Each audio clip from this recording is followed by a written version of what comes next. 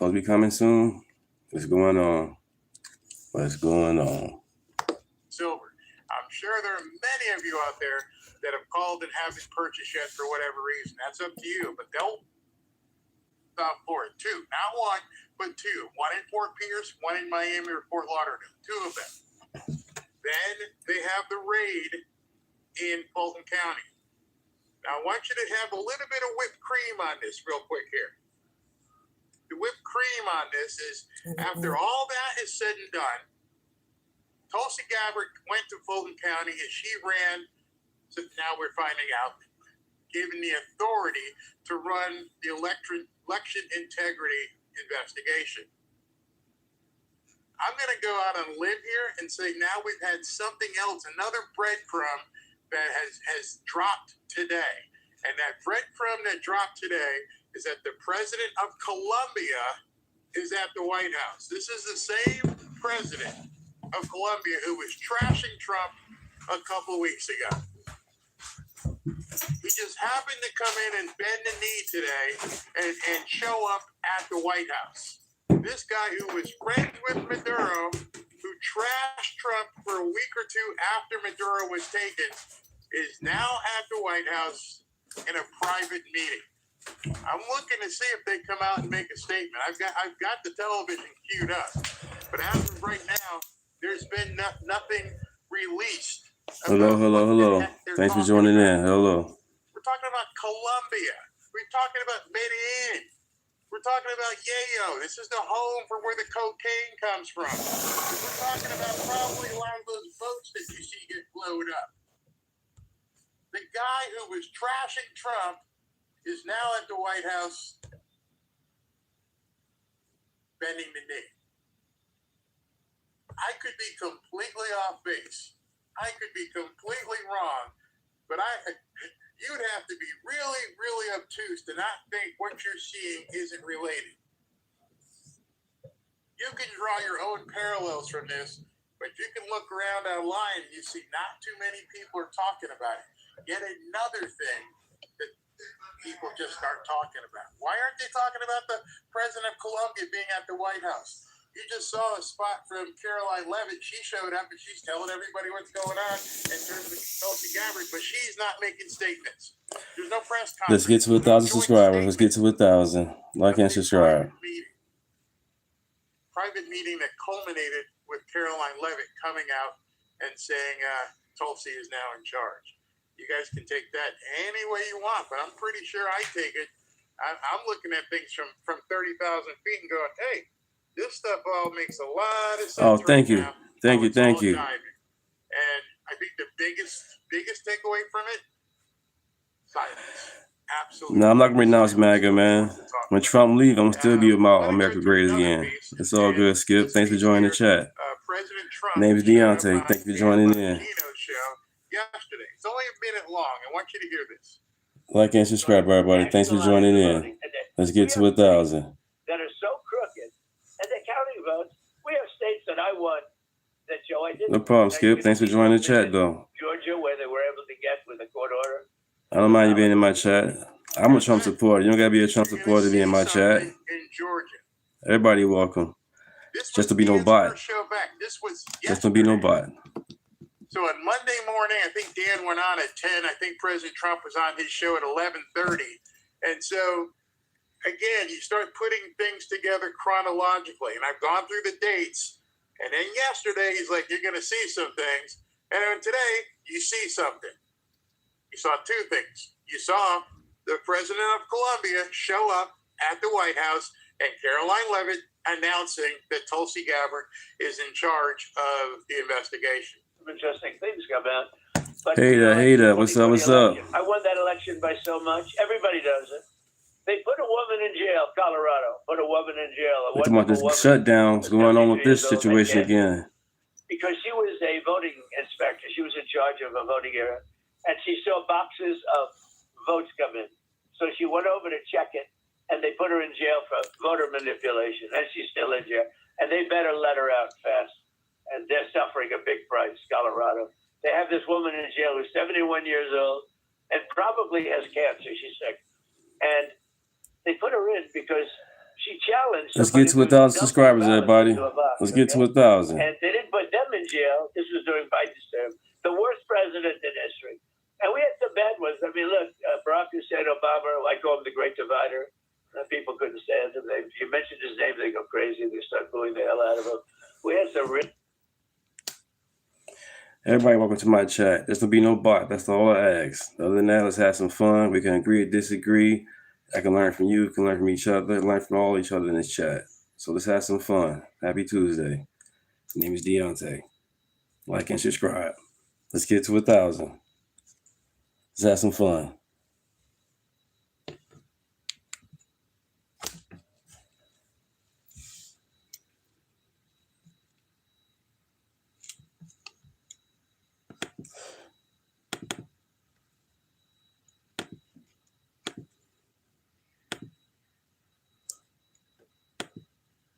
Hey, y'all, and welcome to Politibrawl. My name is Brian, and Caroline Levitt puts on an absolute masterclass that these reporters still probably don't know what hit them. Let's dive in. What does President Trump mean when he says Republicans ought to nationalize voting? What does that look like in practice? What the president was referring to is the SAVE Act, which is a huge common sense piece of legislation that Republicans have supported, that President Trump is committed to signing into law during his term. And I'm going to get back to Barry in a minute. Give me a second. About the need to get that bill on the floor for a vote, because it provides very common sense measures for voting in our country, such as voter ID. I don't think any rational person who's being honest with themselves would disagree with the idea of requiring citizens of this country to present an ID before casting a ballot in a federal election, or frankly in any election. And that's something the president wants to see happen. So that's what he was referring to. But to be clear, he does believe the state should oversee it. The president believes in the United States Constitution. However, he believes there has obviously been a lot of fraud and irregularities that have taken place in American elections. And again, voter ID is a highly popular and common sense policy that the president wants to pursue, and he wants to pass legislation to make that happen for all states across the country. Just to follow up on that, he said specifically that they should take over elections in 15 states. Can you tell us what he meant by that? What 15 states he's referring to in terms of Republicans taking over elections? Again, what I was just telling you is that with the passage of the SAVE Act, voter ID will be implemented across all 50 states. The president was referring to specific states in which we have seen a high degree of fraud. If you look at states like California, or if you look at New York City, for example, non-citizens are allowed to vote in elections in places like California and New York City. That just creates a system, an electoral system, that is absolutely ripe with fraud. And you cannot deny the fact that, unfortunately, there are millions of people who have questions about that, as does the president. He wants to make it right, and the SAVE Act is a solution to doing it. The president tries. Gabbard involved in a domestic law enforcement search in Georgia? Tulsi Gabbard has been tapped by the President of the United States to oversee the sanctity and the security of our American elections. She's working directly alongside the FBI Director, Kash Patel. This is a coordinated whole-of-government effort to ensure that our elections, again, are fair and transparent moving forward. I don't see anything wrong with the President tasking a cabinet member to pursue an issue that most people want to see solved. Maybe you don't, but I know many Americans do want to make sure our elections are protected, and that's what Tulsi Gabbard is focused on doing. What does President Trump want to see happen during this 2-week negotiation period for DHS funding? Is he confident that a deal will be reached? And what specifically is he willing to accept on some of the ICE and Border Patrol reforms that Democrats are asking for? Well, look, President Trump will be the ultimate decider of any policy changes on anything, especially with respect to immigration enforcement. What I will tell you is the president is never going to waver in enforcing our nation's immigration laws and protecting the public safety of the American people, in his ardent support of ICE and Customs and Border Patrol, who unfortunately the Democrat Party has made a decision to demonize. I heard Senator Schumer referring to them as Donald Trump's Nazi secret police force, I believe. Thank you. I don't recall that same language language being used when President Obama was in the White House and was deporting millions of illegal aliens from our country using this very same agency. Thank you. Appreciate it. Agents who, by the way, have jobs because of the laws that were passed by Congress. So as for policy discussions, let's get to 1,000 subscribers. Why not? Let's get there. We saw yesterday Secretary Noem. Thank you guys for joining in. That DHS agents on the ground in Minnesota will begin using and wearing body cams. That's something DHS is looking to roll out nationwide, assuming they have the funding for it. So that could be part of the discussion. I know Tom Homan has been on the ground in Minnesota. He's there again.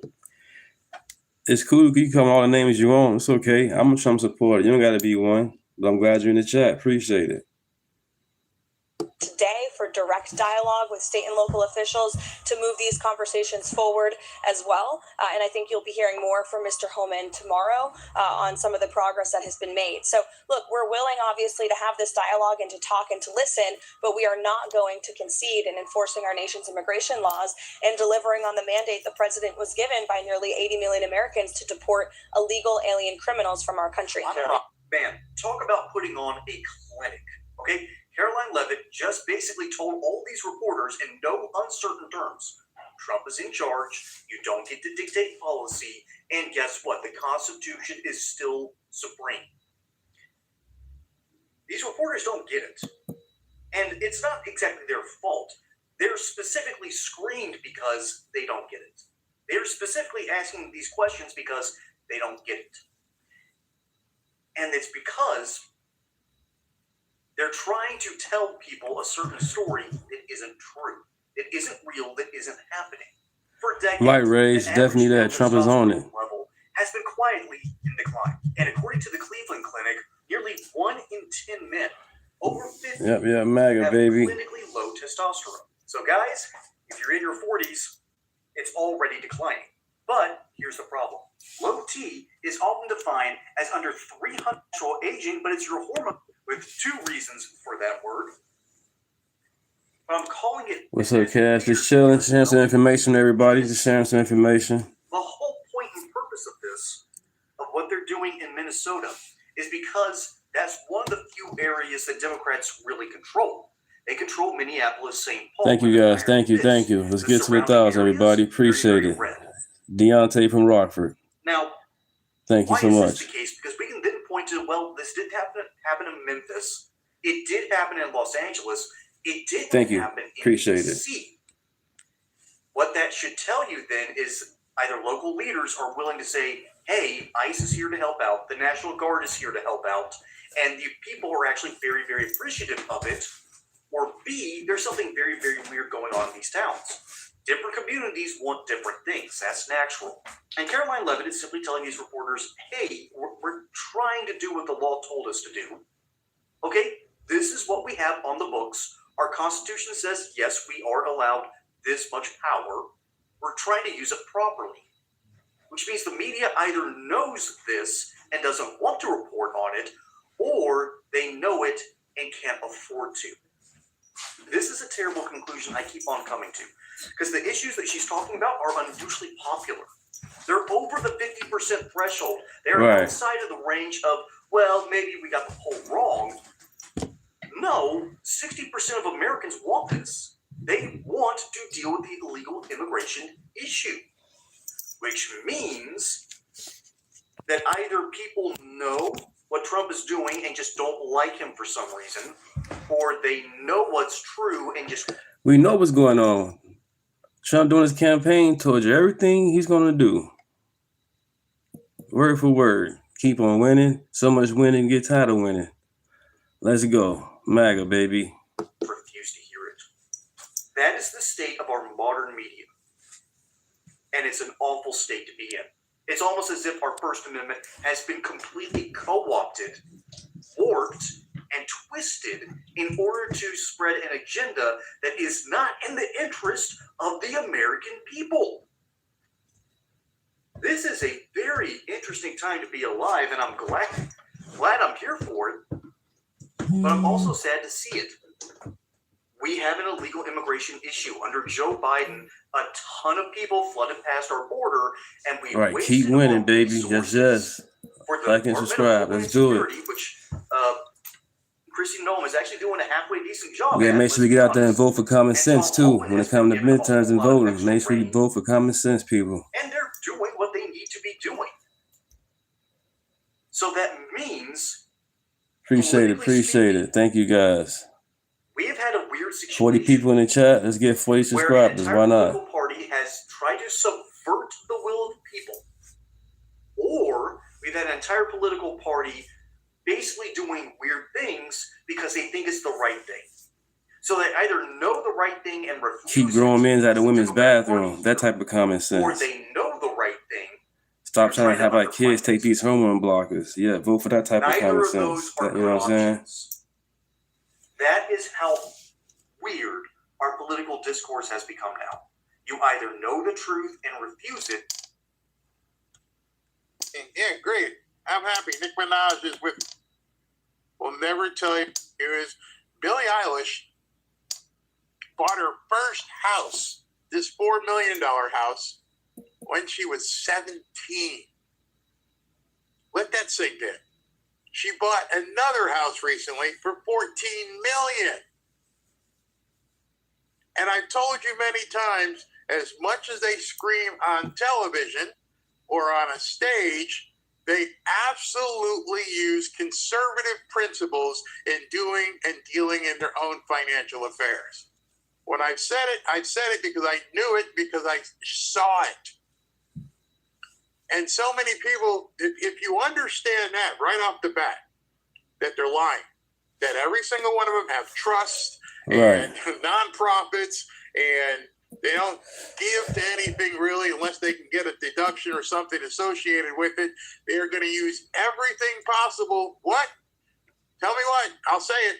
They're going to do everything possible to avoid paying taxes, not evade paying taxes. Correct. That is not something that I made up. That is something that you're taught. Hey, man, you need to do this. Why? You got too much money. You better go ahead and buy this property. Oh, okay. You're 17. You're making too much money. Get rid of it some. You might need to take the depreciation. Oh, okay. What's up, Fashawn? How you doing, bro? How you been, bro? Thanks for joining the chat, Fashawn. Thank you. The Chicago Conservative. Check his channel out. I've said here many times. I'm from Chicago. He live in Chicago right now. Grand illusion.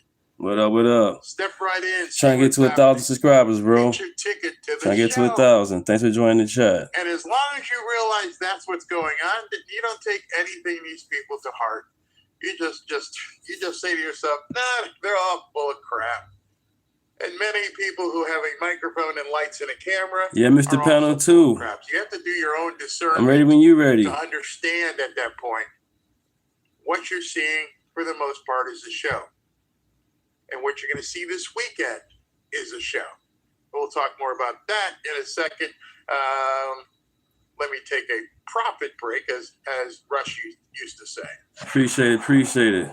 I want to talk to you about today's sponsor of today's show. This sponsor is PDSdebt.com. You see, the system isn't broken. It's rigged. Big banks profit when you're desperate. Creditors win when you lose, but you don't have. Right, abortion definitely have gone wrong. And if you were a Christian, why would you vote Democrat, the party of killing babies? That makes no sense. Interest traps. It's your money. It's your future. Time to fight for both. Thank you, bro. Thank you. The numbers to understand your not a problem. Just us, 100. And it shows you how you can craft a personalized plan designed just for you. There's no minimum credit score required. They're here to help you save more, pay off your debt faster, and start putting money back where it belongs. That would tell me in the chat. If you want me to actually do that, because I know some of you guys aren't on X. Should I do a short show tonight on X and say, okay, here's the song. I can play the song, and I can show you the tweets, and I can show you a few other songs as well. A few other songs that you probably heard and went, oh, now that makes sense. You guys know about a band called Linkin Park? Oh, yeah. You guys early know 2000s. The supposed alignment between the lead singer of that song, Chester Benfield, and somebody else and there's a song he writes and spoke of that they don't play anymore. Oh, walling out in the chat. We're talking, and if you, I keep saying if you see it, if you had seen some of the stuff at the Grammys, we all, man, it's evil, it's satanic. Now, you don't even know satanic. Satanic's going to come at you where you least expect it. These overt things where they're wearing crazy outfits and saying things, that's one thing. It's when you're listening to a song that you've known for 50 years and singing as you're driving in the sun and your hair is blowing, and now you'll never listen to that song ever again the same way. Trust me. I love it. Love the guitars, love everything in it. But now, like, as soon as it comes on, I look over at Robin and she's like, you'll never hear it the same. So I wanted to take this show to basically be the time where I was going to tell you, bring it down a notch with these people. Understand that they do. You can't compare the Jews and voting Hitler in America. America, and that's totally different. Different era, different time. You'll take on a different perspective completely. Yeah, let me see what you guys are saying. Yes, Perry, do it tonight. Yep, the show's up. And it hits you. Yeah, what was your energy when Biden was in office? You had the same energy, especially with Kamala Harris. Welcome to the hotel. She's the reason why that border open. She was the border of the czar. Stab it with the steely knives, but you can't. It's funny how the Democrat Party keep on pushing about they wanted a woman president, but yet they don't know what a woman is. You know, that's funny. Think about that, you know. Look, my head there it goes. You check in, but you can never leave. All Trump is doing is exposing the truth that's going on. That's why they want him in office. He exposing what's going on. Yeah, okay, so some of you guys he ain't the best. He a piece of shit. He ain't shit either, but you know what I'm saying? He's exposing the truth that's going on with the Democrats. The whole other the Democrats will never tell you the truth. You have to just wonder, why was it so important to shut us up?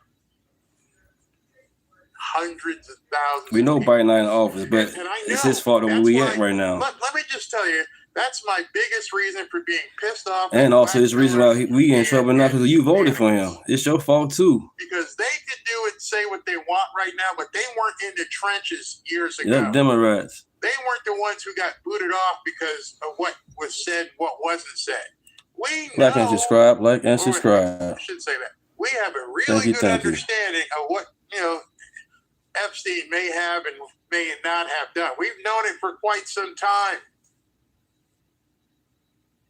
So please spare us. Oh, we're going to lose the midterms. Oh my God, the midterms suck, and everything's going to be so bad because Trump's not doing what he said he's going to do. Shut up. You don't even know what's coming up. You don't even know what's next. None of us do. None of us are privy to that plan. You think he doesn't know? Well, it's kind of easy to answer because he was the one that kicked the dude out of his building. Don't come back here no more. He was the one that people were coming to for money. He knows exactly what these people are.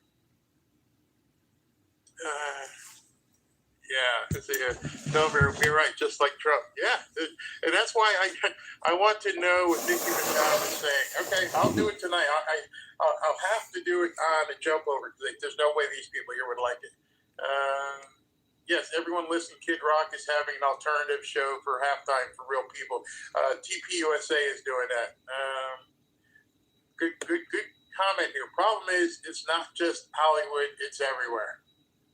You're absolutely right. Right. He didn't want nothing to do. He didn't want anything to do with them. It's funny because I bet you President Trump back then, when he was Don, he was making so much money. He was the king of New York. He's like, what? Why would I need to do that, man? I'm That's good. Crazy. Your clients, look at them.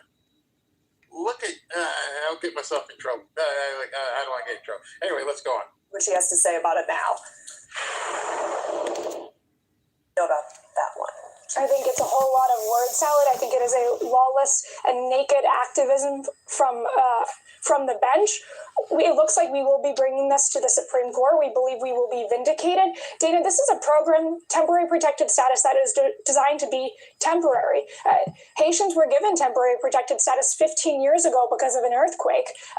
That shouldn't be happening. This can't be de facto amnesty in this program. That's not what it was designed to be. With the Trump administration, what President Trump and Secretary Noem are actually bringing integrity back into the system. And we also have to look at the vast amount of abuses that have happened under TPS.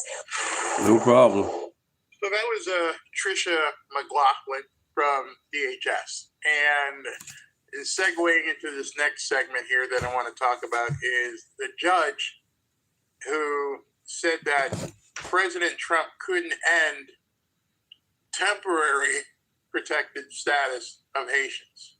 The same Haitians that I hope it comes up in the hearing with Bill and Hillary, that they need to answer for what they did in Haiti. And perhaps maybe they can even get some Haitians to come and talk about what Bill and Hillary did. And if that's something you don't know, there's another brick in the wall. If you're not familiar with what the Clinton What's up, Critical? Thanks for joining in, man. Right. Thanks for joining in. Pandora's box that you might want to check out. You see, as I look at this as one giant cesspool that the lid is now opening on. There's no accident that President Trump went after the Haitian TPS, temporary protected status. Glad you guys in the chat. Thanks for being in the chat, you guys. Thank you. Come 2 and 3 weeks when Hillary and Bill have to come testify. Yeah, they're going to be asked questions about Epstein Island, but they're also going to be asked questions about Let's get to 1,000, people. Haiti. Let's get to 1,000. Was there a deal struck to say, bring all these Haitian people here because we've done some pretty bad stuff over there? How many of the missing kids are from Haiti? You see, when we hear the 200, hey, guy, you funny to say the viewers ain't all known and trustworthy source. Oh, man.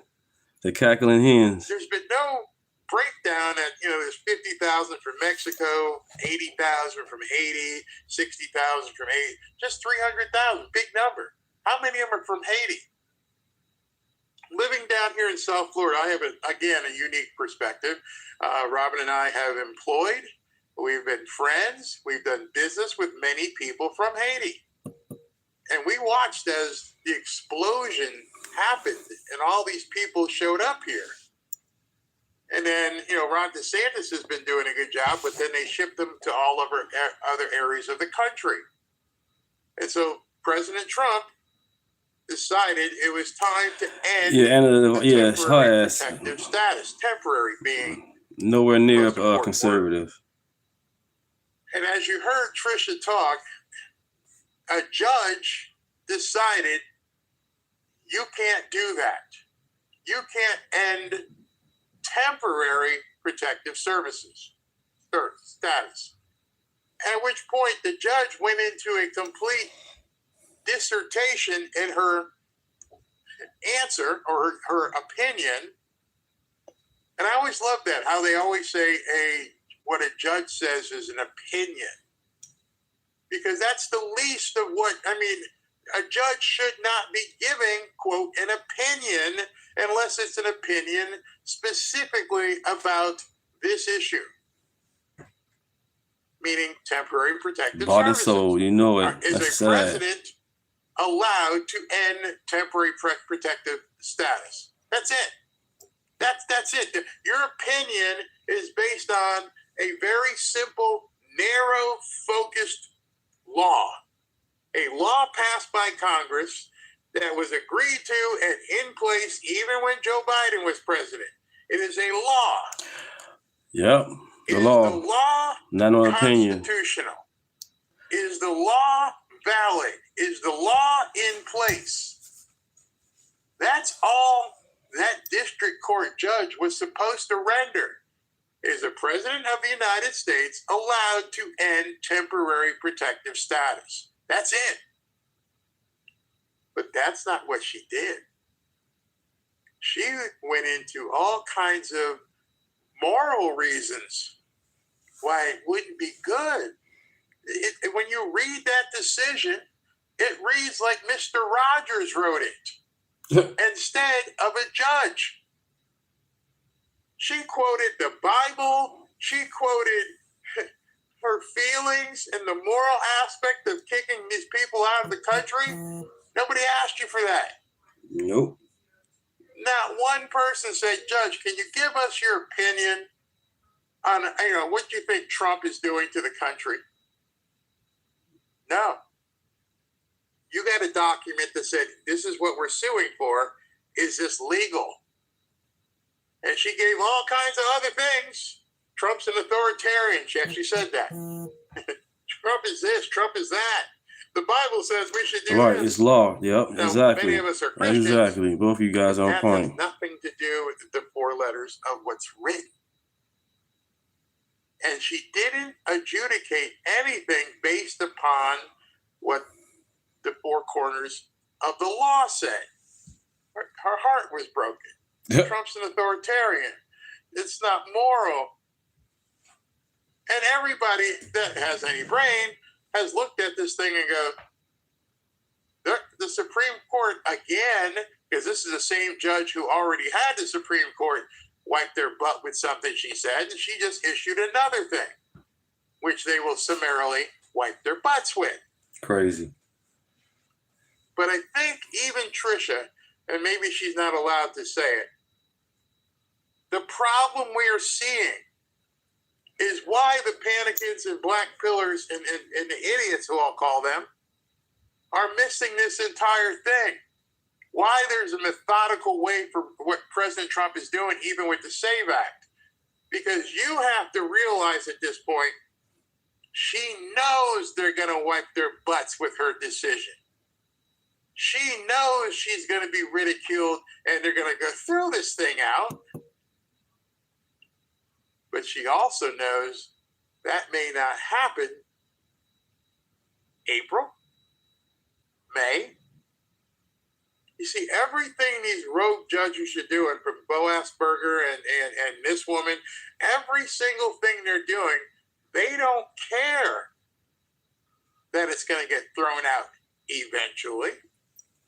The only thing that they're doing is playing a four corners offense. If you guys ever watched basketball back in the day when Dean Smith was the coach of North Carolina Tar Heels, he ran what was called the four corners offense. Yeah. If they got something to lead, or if they were close, they just spread everybody out and they would spring the ball around until they decided, this was even before there was a game clock. And they would just do that. And then Princeton did it. And then the University of Providence, Rhode Island did it. And you could take a very subpar, inferior team and reduce an entire game down to about 2 minutes. This is before they did the 45-second clock and stuff. So you could just pass it around and make no attempt to go towards the basket. You could run off 6 or 7 minutes just passing it to this guy and that guy. Because the idea was to run out the clock. You see, in a 2-minute game, anything can happen, and you might have a chance. If you're playing some behemoth of a team that's really good, you're not going to be able to run up and down the court with them all game long. They're going to be up by 30 points, and you're done. But if I can get it down to 2 minutes, if I can get it down to right here, we might have a shot. We might have a chance. And God forbid we get a lead, because then we're going to go right back into four corners. We're just going to bleed the clock. It's Amazing. time for you guys to start understanding. Don't get dismayed by these rogue judges.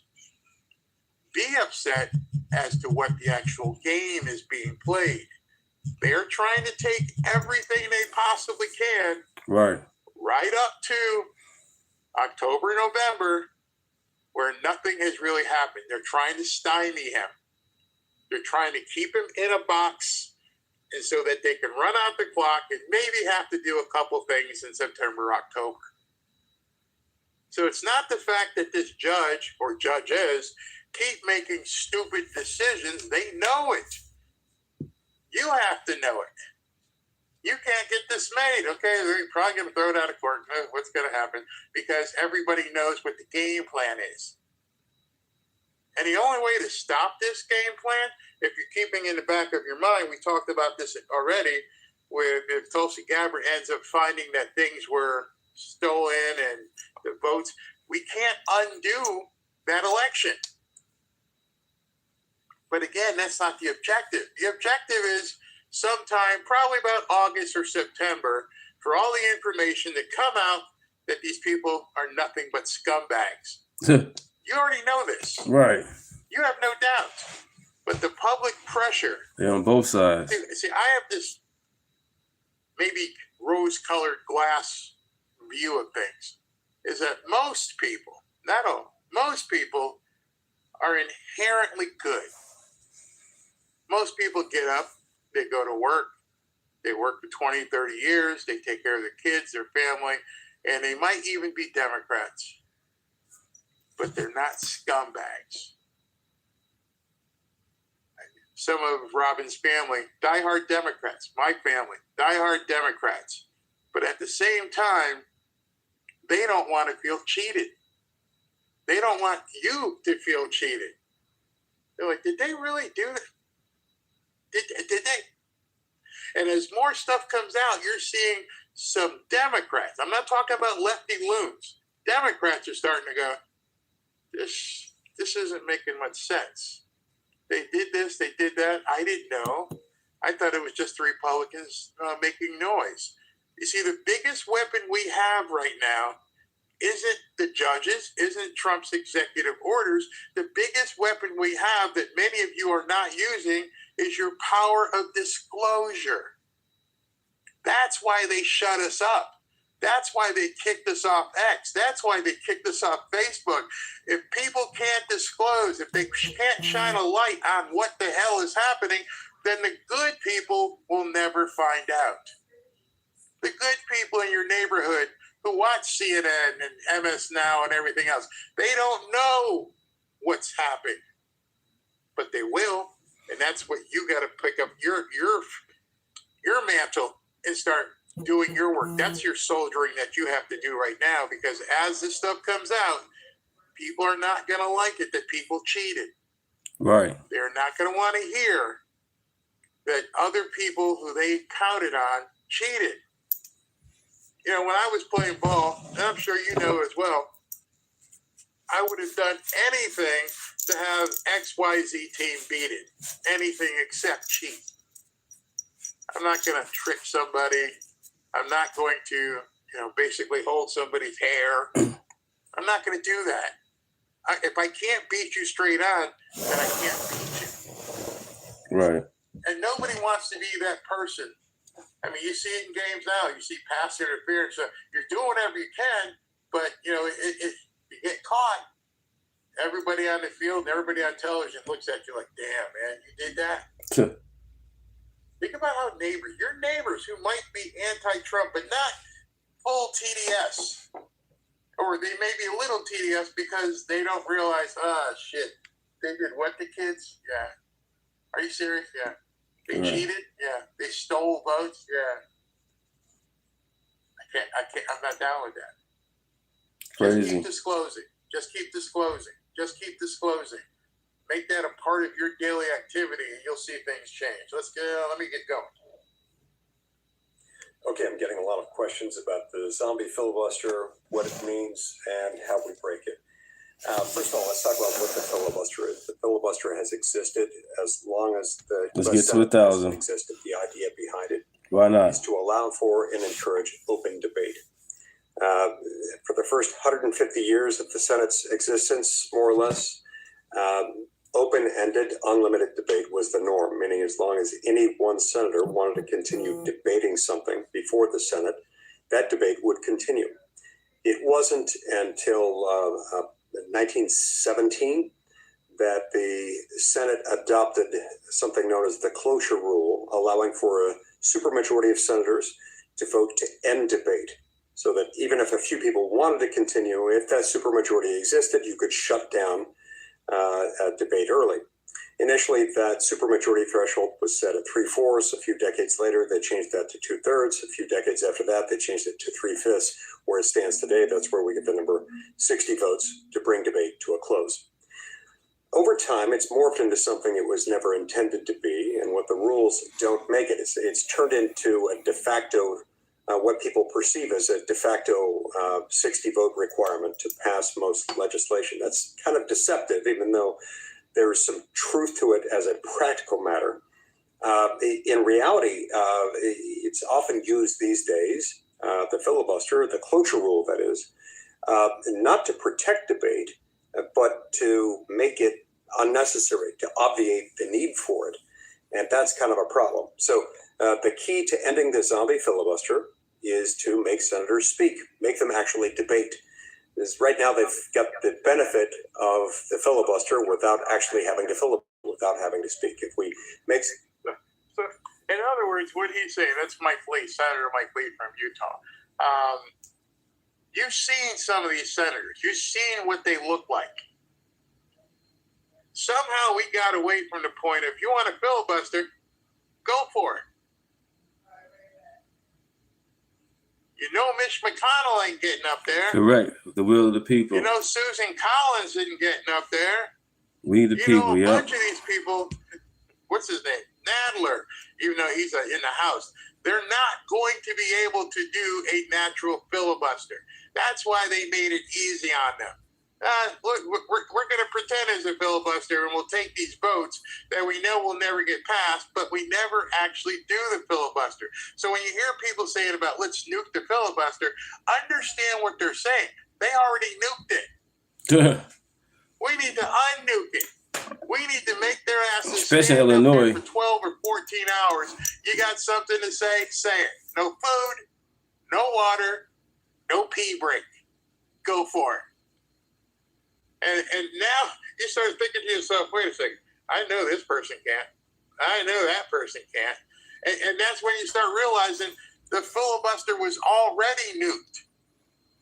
So when John Thune gets up there and says, go back to the regular filibuster, it's almost like torturing the Democrats. You want it? Go for it.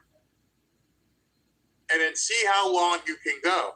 I mean, I got no doubt Spartacus, we've already seen what he can do. He'll talk for 20 hours. But Jeffries can't because he's in the House.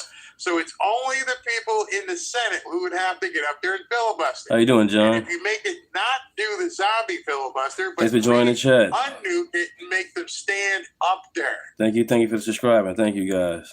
Because once you go through, they're not going to do it. Yeah, Fritz a fat ass. And so I think this was important for people to understand as Mike was explaining it. What exactly is the process? What are we doing here? And how did we even get here? Because I remember seeing these people stand up for days. Thank you so much. Unfortunately, we can do it. Thank you. Octogenarians and a bunch of old people who ain't going to be able to stand up there. Or speak as a condition for filibustering, then we will dispense with the zombie filibuster. And there are some rules at play, including the two-speech rule under Rule 22 that says as long as we're on the same legislative day discussing the same legislative proposal, no senator may speak more than twice on that topic during the same legislative day. The point behind ending the zombie filibuster is very simple. It's about exhaustion. You want to exhaust either physically or exhaust the right of debating members under the rules to continue debating beyond their ability, their right to speak at least twice on the same legislative matter on the same legislative day. When you get to that point of exhaustion, where somebody has either been physically exhausted or those wanting to debate have exhausted their right to do so under the Senate rules, you call the question on the pending legislation. All right, so he's being kind of technical, but I just want you to think in your mind of seeing these people stand up there for hours at a time with no breaks. These feeble, and I'm not saying it because they are feeble, but you want to play the game, you better be in shape. It can get messy up there. Let's switch this up right quick. Hope you guys like Professor Nez. Let's see Professor Nez. And at that point, you can break. Let's do something right quick.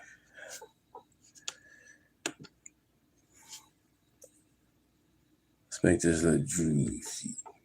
Class 3 predator, Team 1. What's tier 1's the highest and worst? No, I'm the lowest. I'm the lowest. Do you think you're the devil himself?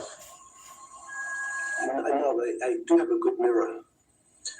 It's a serious question. Do you think you're the devil himself? I don't know. Why would you say that? Because you have all the attributes. You're incredibly smart. You remember the devil is somebody knows it. The devil's brilliant. You read Milton's Paradise Lost. No, the devil scares me. Satan is at the Damn, get it out. Archangel. Get it out. And the reason he goes to hell and leads the rebellion is because he can't be the top guy. And his thing is, I'd rather reign in hell than serve in heaven. I saw that in a movie. I don't know if you have seen this drop right here, a brand new video file. It's a 2-hour interview that Jeffrey Epstein gives to Steve Bannon.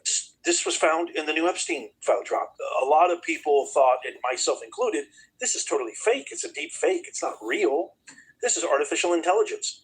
After doing a lot of digging, after doing a lot of investigating, I have come to verify this is a real, actual interview. And he gets deep on some weird, bizarre, I mean, that sounds almost like a ridiculous understatement now, describing the Epstein files, everything I've shared with you. I've got an entire playlist, by the way, if you haven't seen some of the more eye-opening, jaw-dropping drops, if you will, that have come out. But this one was super intriguing because I feel like it kind of reveals a little bit more of who Epstein is and was. I'm not sure what the purpose of this interview was. I'm not sure if Steve Bannon was planning on publishing this. It's an interview that took place before his death.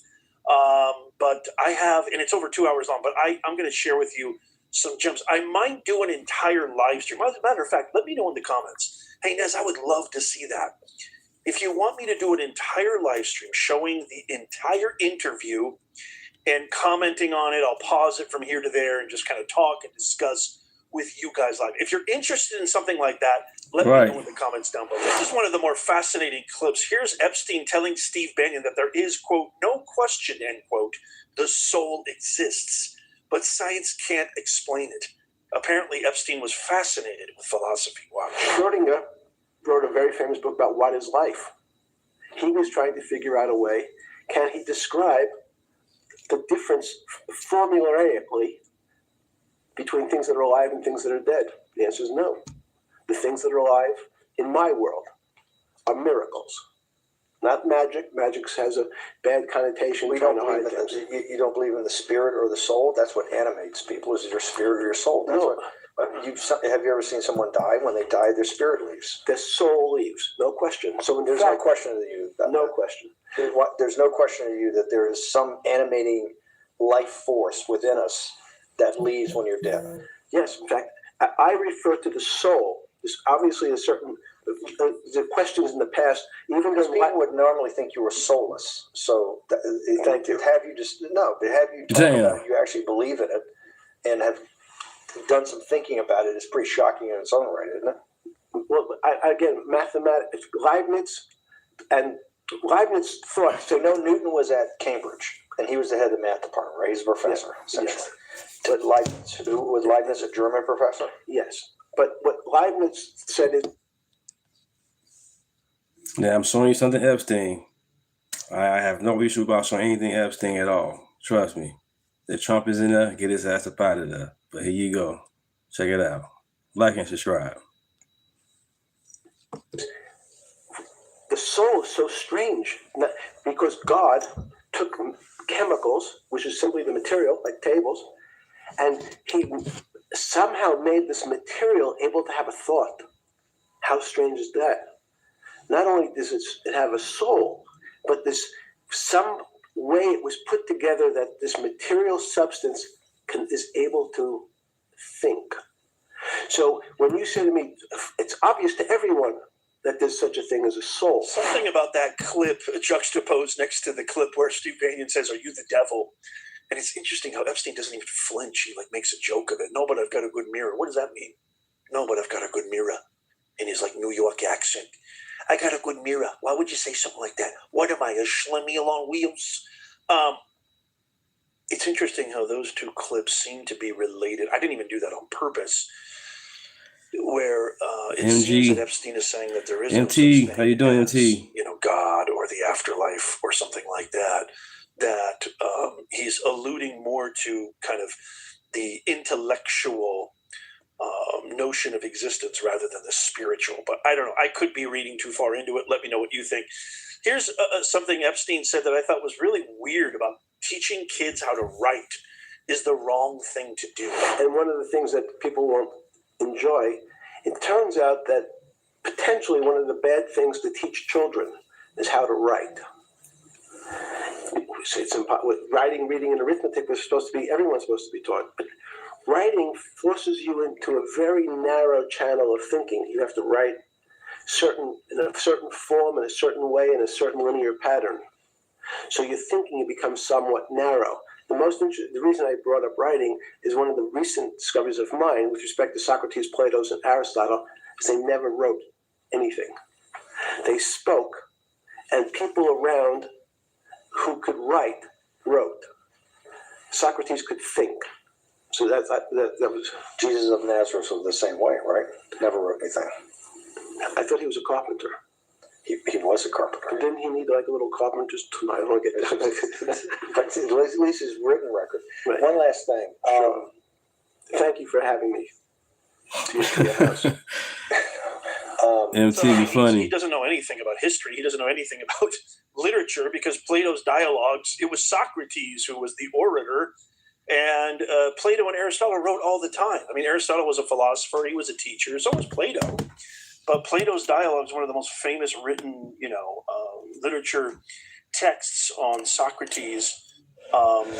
Thank you guys. Let's get to 10,000. Let's get there. Premises Let's for get Western there.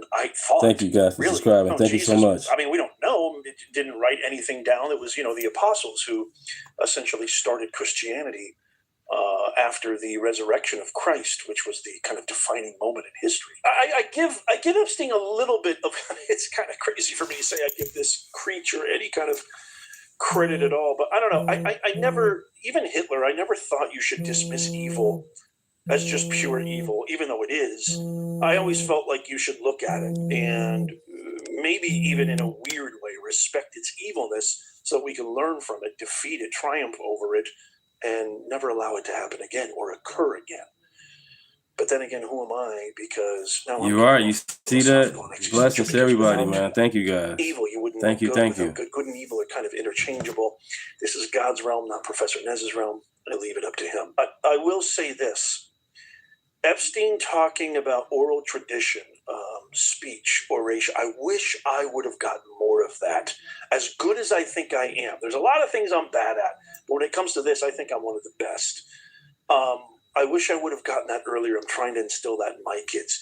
The idea, the thought of exchanging ideas beyond the keyboard, beyond the screens, and actually verbally through oral tradition, exchanging ideas, debating, discussing, critical thinking, I think is really, really important. Okay, this next clip, Banyan snaps at Jeffrey Epstein, says BS and happy talking, and tells him to stop playing stupid. And it all started when Banyan asked Epstein, when does human life begin? Check this out. Let's go back to human life. When do you think human life starts? It's not these. So you see, this is the question. You're asking me to measure something again. It's They can't be measured. You just hate making commitments. Sure. That's why I'm not married. I'm peeling this onion back a layer at a time. All your bullshit and happy target can't be measured like that. Is that to say measure it's a commitment. You don't even like a commitment when you answer a question. As they say in golf, commit to the shot. I don't know what it means to be measured. You do know what it means to be measured. You're one of the leading currency traders, hedge fund guys, or stock market financial wizards. You're in the high priesthood of high finance. You certainly know how to measure. That's why you're a billionaire. Any other answer besides that is total and complete bullshit. And you know it. I know very few things. You know straight bullshit, y'all. Amazing, man. You measure every day. Yeah, like he's slow. How you a billionaire acting like this? You weigh and measure economies. That's what they say. They say he's still alive. I'll play that next. I'll play that next. Your whole life, in fact, is measuring. So what you've now done is a great thing. Is you've used the word measure, a mathematic term, in the common vernacular and abused it. So I don't even recognize what it means. It's so abusive to my feelings. That's subscribe, everybody. Let's get there. Let's get He there. is the devil, for crying out loud. I thought this was really interesting, kind of a good segue to finance. Here's a clip of Epstein admitting that Wall Street deliberately makes its job sound complicated to take money from the little guy. Wall Street, and in many professions, including Wall Street makes it sound complicated. They don't want the little guy to understand. So he's scary they grit. Make so much money, and they don't do very much. So they couch it in words like derivative and stock options and commodity futures and different types of contracts. Blessings. Thank you. It's all fairly. Everyone is capable of understanding it. It is not complicated. But Wall Street, because they make so much money from doing So you got another one. things, Ain't no telling if you're a billionaire. More complicated than it really is. Probably the best point he's made the entire interview. I got to be honest with you. I couldn't agree more with that. Here's a clip And all them of him connections he talking goes about finance had. more specifically, and then wait till you hear what he says was the cause of the 2008 financial collapse. Whoa. Okay, but just really quickly, I have to share this because this has helped so many people. Our new partner chapter is the impossible. Why? Bank and Bank, I give you $1, just one single dollar. In our system of banking, I would say, okay, so watch out for Hillary. How much can you lend out to your friends? And your natural Watch out for reaction would crooked be Hillary. probably something less than $1 because I want to keep something in my pocket. The way our system works is if you as a bank are holding my dollar, you can lend out an additional $8 or $9. No, it's impossible. I only have $1, Jeffrey. We have something called fractionalized reserves. If you have 1, you can lend out 9. That's the way our system works. And so not only do world leaders not understand banking, but the man on the street, my father worked in the park department, it would be beyond his imagination that people could lend out more money than they actually had in their pocket. If the public understood that the bank really doesn't have their money at any one time, it's one of the things during the Depression, there were runs on the bank. The reason the banks don't keep much money in the actual bank. Let's get to 1,000, guys. Have a brother out. On the same day. HMO. So that's not really the fear of inflation. The fear is a run on the bank. Everybody wants to take out something that doesn't really exist. But what really happened, the real enemy of the finance system was Bill Clinton. And if you ask me what and who caused the financial crisis, I would tell you it was Bill Clinton. Because of what Bob Rubin and he did to deregulate the financial system? No. Because as the last time we had our 60-minute interview, thank you. You talked to me about home ownership. And you asked me whether everyone should own a home. And I told you no, it's too risky. So the financial collapse of 2008 is because of hardworking African Americans, Hispanics, and whites who wanted to have a ownership stake in the society that all rests on their shoulders. They're the culprits. No, not at all. Okay, then I didn't say they were the culprits. I was pretty clear it was Bill Clinton. If you can tie Bill Clinton, it seems like, and again, this is taking Epstein as credible. If you take him for his word, or if you know something I don't, let me know in the comments down below. The financial collapse happened in 2008. Everything is interdependent and interconnected. But, that's like 20 years after he was gone from the presidency. So if you know something I don't, let me know in the comments down below. I'm going to play one last clip of the famous clip at the end. Wait till you hear what he says at the end. He gets really uncomfortable. This is at the end of the interview. The final 50 seconds grew tense as Banyan asked Epstein whether he was the devil himself. Right. And then watch. This is the same clip I shared with you in the beginning, but this is a little more extended. Watch. 74 people in the chat. Come on, 74 people. Help a brother out. I know, but I do have a good Get the subscriber up. Help a brother get the subscribers up, everybody. Thank you. Happy Tuesday. Do you think you're the devil himself. Happy Tuesday. Why would you say that? Because you have all the attributes. You're incredibly smart. You remember the devil is somebody knows what? The devil's brilliant. You read Milton's Paradise Lost. No, the devil scares me. Satan is at the number 1 or 2 archangel, and the reason he goes to hell and leads the rebellion is because he can't be the top guy. And his thing is, I'd rather reign in hell than serve in heaven. I saw that in a movie once called American Dharma. I don't remember who said it. Okay, you have to go. Okay, good. Okay. Why wouldn't you just deny and be like, no, I'm not the devil? Why would you? It's like, I understand it seemed like Banyan created this sort of friendly environment. He seems to have been a longtime advisor or someone confidant or something to Epstein. And so he obviously, earned his trust. That's why he did this sit down with him before he died. But why wouldn't you deny that quickly? But it's interesting. I don't know if you heard audibly, Steve Banyan says that was good at the end. I don't know what the purpose of this was. I'm not sure what he was trying to do. I'm not sure if he sat on this, if this was done by Epstein himself and Epstein kept all the recording, or maybe Epstein threatened him, said, you got to give me that. I don't know the background of this, but it gives you a little window peek into a real creepy dude, maybe the creepiest dude that's ever lived. I can't wait to get your comments on this. There's so much more, guys.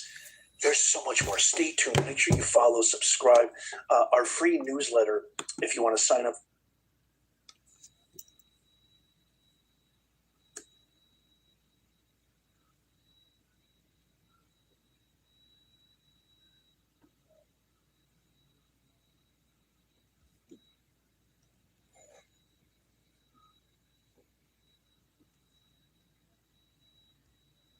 Every single step.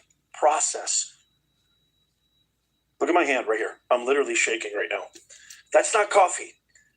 Because I think without a shadow of doubt, we can prove that Jeffrey Epstein, I think the whole world knew he didn't unalive himself. I have to say unalive. I know it's a stupid word. I just don't want these videos to get taken down. I want the truth to get out there.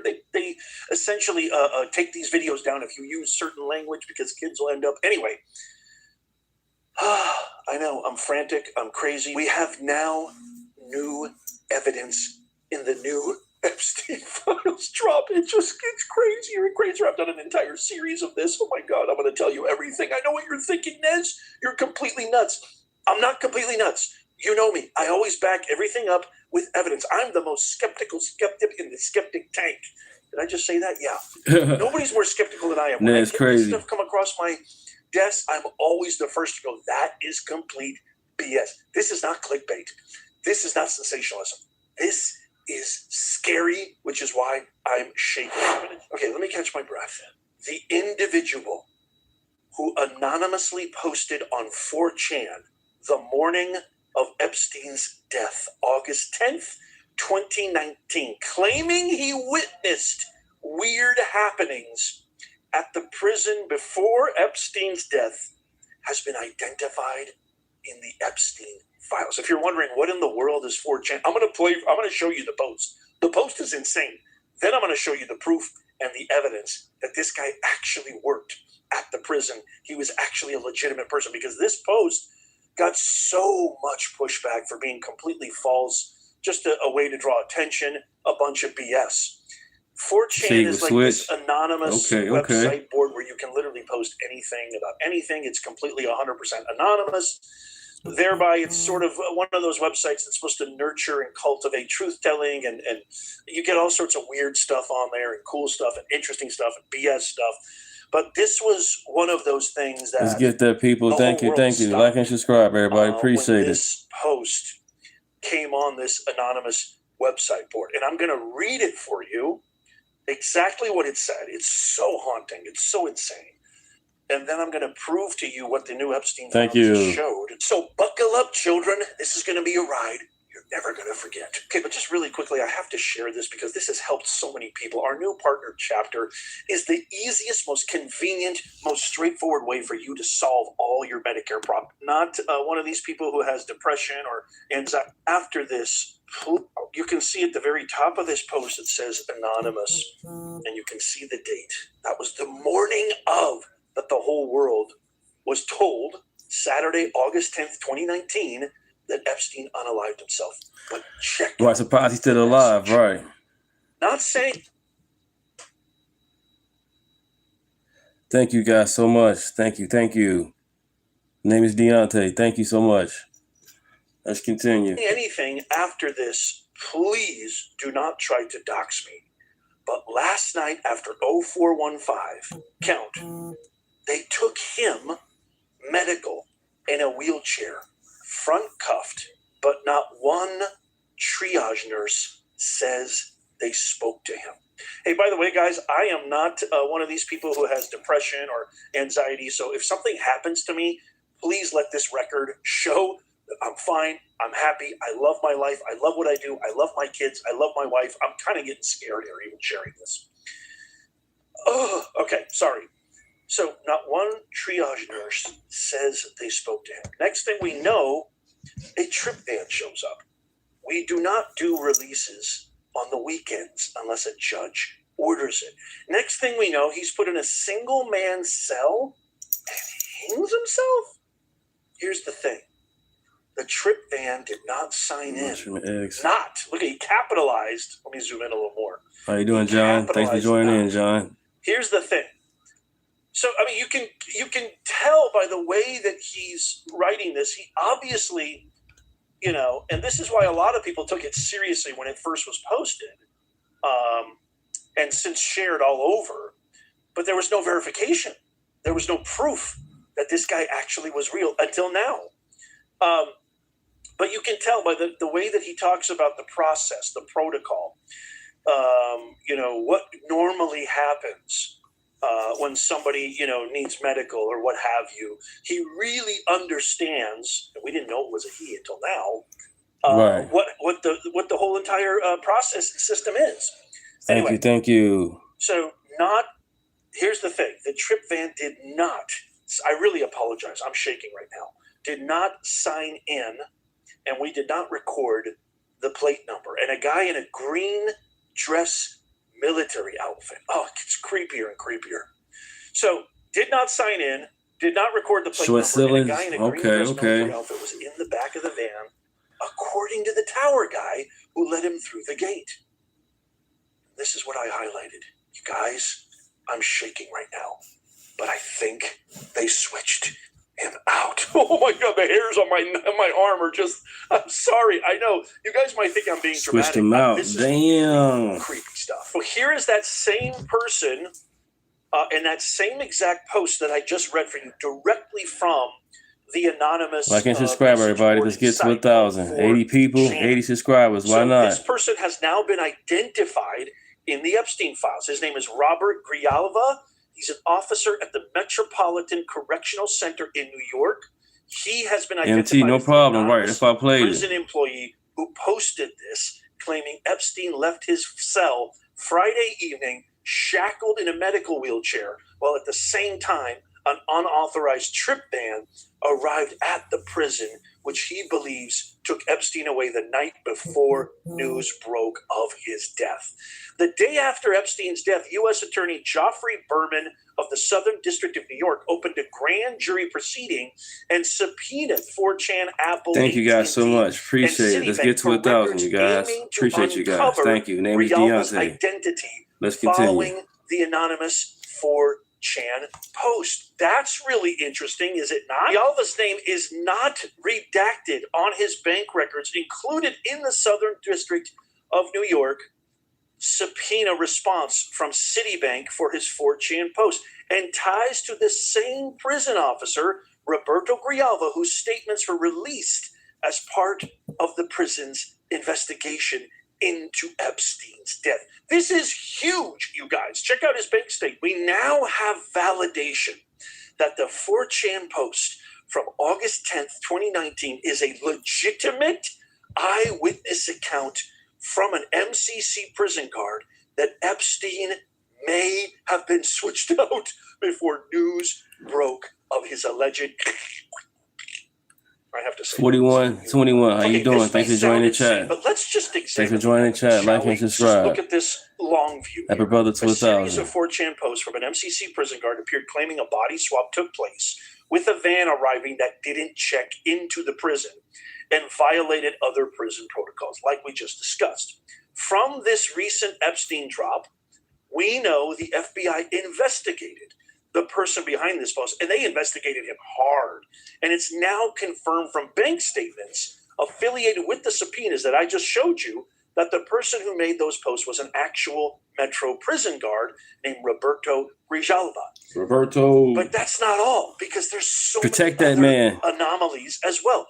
The cell itself, y'all, was not preserved as a crime scene, violating Bureau of Prisons protocol. Epstein's body, quote unquote, was removed before FBI agents arrived, and no photos were taken of the body in the cell. That's crazy. So No photos, you guys. No photos. Like That's crazy. and news were moved or disturbed during the initial investigation, leading experts to criticize the handling as, quote, shoddy, end quote, and potentially compromising evidence. It's not a smoking gun in itself, but this is like this absolute travesty, this disarray just adds evidence to Roberto's quote and his post, and to the likelihood that a body swap is extremely likely, y'all. Additionally, and this is just absolute bat. America Cracker, thanks for the gift. America Cracker 69, thank you so much. Thank you. Blessings, thank you. Let's get to 1,000 subscribers. Thank you. Crazy. No DNA evidence. Thank you. Fingerprint confirmations exist. Excuse me? Huh? Oh? Donner Party of 4? Check, please. What? No DNA evidence or fingerprint confirmations exist of Epstein's body because his brother Mark identified, quote unquote, the body is real. Would Mark have an incentive to lie about his brother actually being dead and even investigate a fake fight over whether he murdered or unalived himself in order to distract from the theory that he's alive?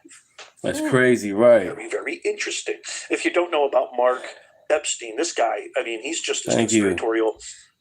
He makes Alex Jones look like Walter Cronkite. I mean, he's extremely conspiratorial.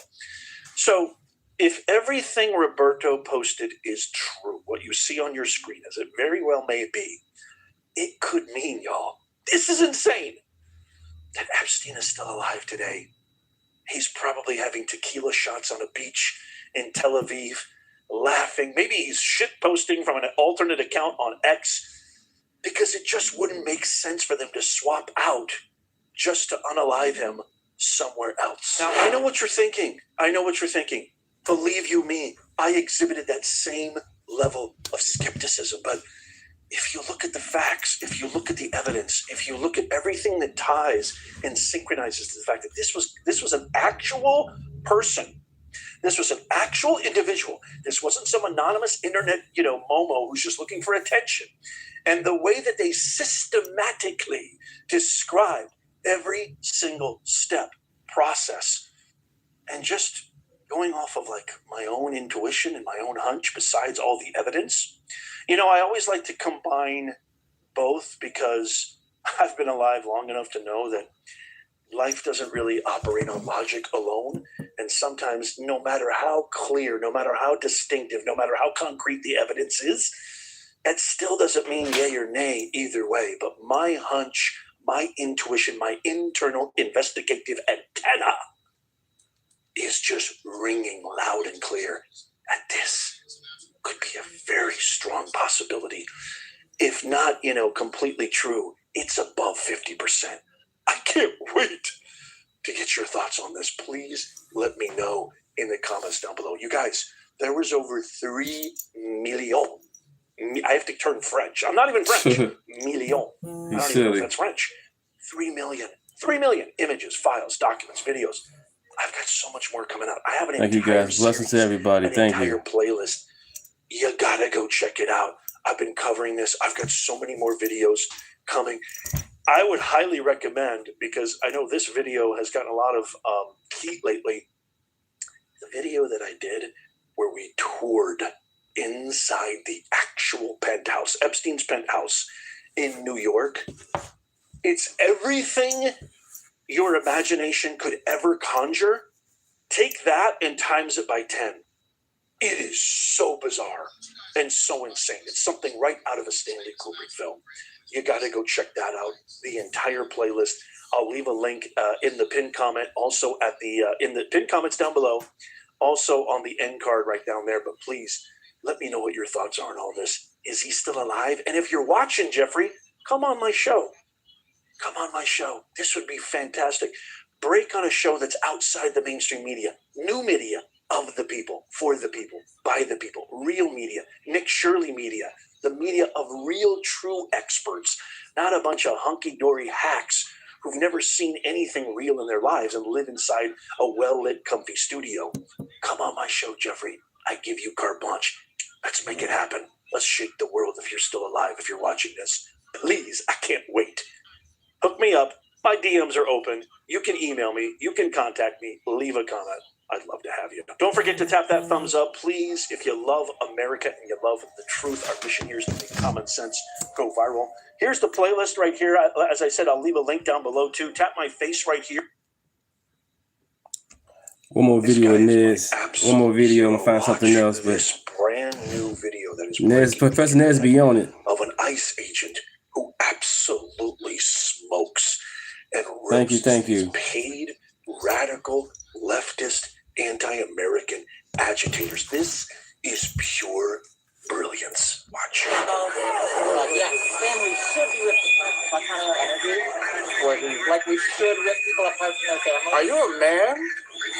Wow. Wow, is that a question? Wow. Okay, what do you feel about ripping people from their families? Does that feel good? Fucking house nigger in here. Sir, fucking house nigger, where's your motherfucking KKK? Whoa. Why are you calling a woman a man? I mean, what kind of a guy does that? Fucking house nigger, bitch. Neighbor. Go up for your fucking side. Look how close they got to him, too. I mean, that's crazy. For all intents and purposes, all of these law enforcement officers who are simply carrying out their duty, they're abiding by the law, could easily have perceived that. Remember, I went through this entire video with the #1 criminal self-defense expert in the nation. That could have been identified as a credible threat. A credible threat, a violent threat that officers could have taken action on. And in a court of law, in our United States of America, under the Constitution, he had every right to respond to that. I mean, look, they were pushing him, getting close. He had every right to, but he restrained himself. That guy deserves a medal. Before anybody starts judging him, well, oh my God, he said, "Are you a man? Are you a man?" And he stuck his middle finger. So what? He could have done 10 times worse. I'm proud of the fact of the way that he acted. Thank you, guys. Thank you. And plus, I don't know if you heard it or not, but multiple times those protesters called him a house N-word. Multiple times.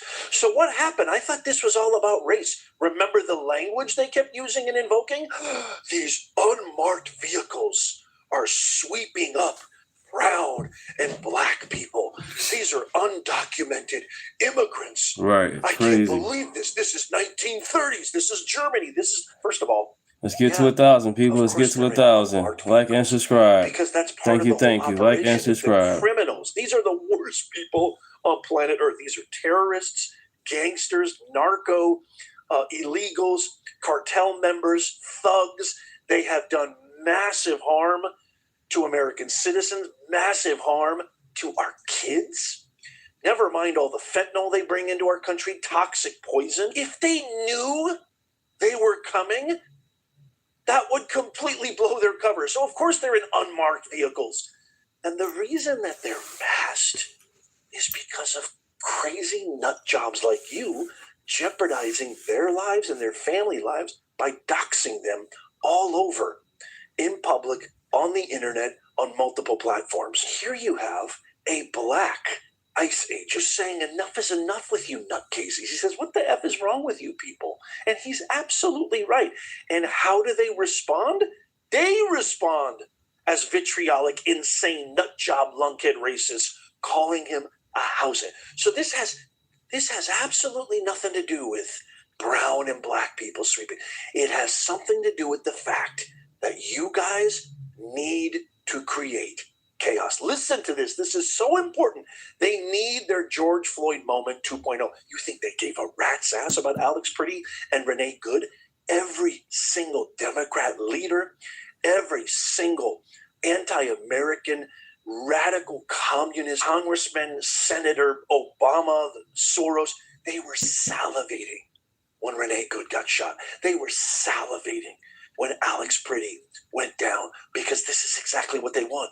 They don't have any achievements. They don't have a track record. They have no resume. They haven't done a thing for America. Only thing they have been doing is fighting our president, our administration, that you and I and 80 million of our Americans all voted for. Only reason they're fighting this is because they want to retain power. We are deporting their actual voters. Today I wanted to take a look at some long-term population trends that really should set off a flashing red siren to Democrats nationwide while bringing a big smile to the faces of Republicans nationwide. Why do I say that? Because take a look at the big population gainers versus the last census back in 2020. According to the latest population estimates that take into account the population mid-2025, look at this. The biggest population growth this decade, all 5 of the states that Donald John Trump won in 2024. Texas, Florida, North Carolina,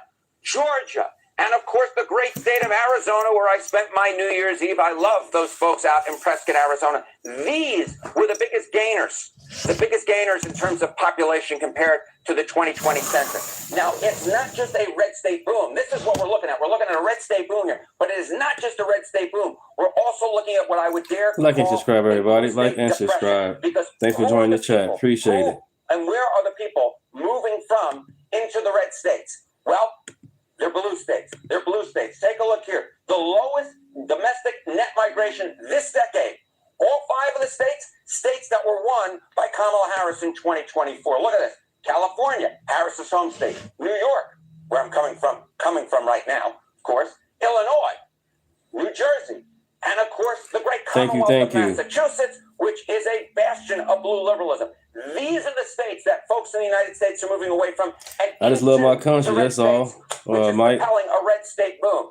Now, like and subscribe, everybody. Let's get to 1,000. Also, major political ramifications if it holds for 2030, the next census. Because take a look here.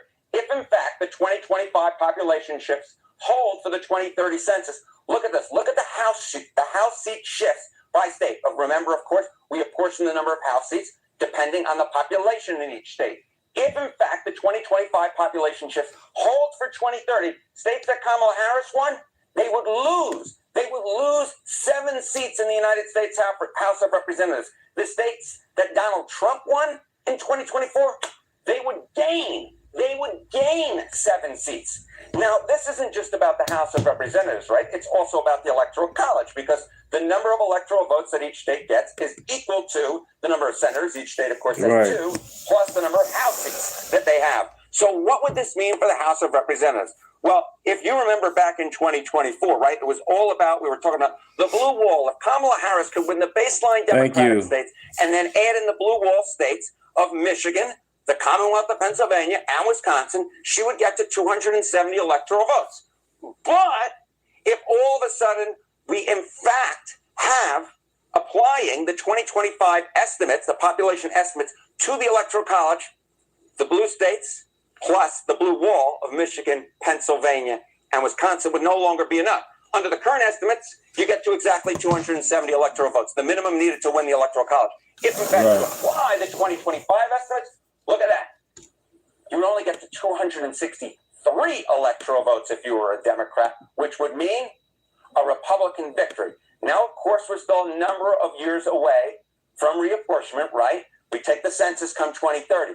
But what we can say so far is we got a red state boom going on, a blue state depression going on, people moving from the blue states to the red states. And if it holds for 2030, well, it would make the Democratic nominee for president's job of winning the Electoral College that much more difficult. I would say that's excellent news for America. People are sick and tired of this overwhelming. This whole thing because she's making some absolutely great censuses points have with all this. concluded that the majority, it's not 50, it's not 60, it's not 70, it's like in the high 80% of Americans. I'm keeping my hat on, man. It's not that serious, man. I appreciate you being in the chat, but I'm a Trump supporter.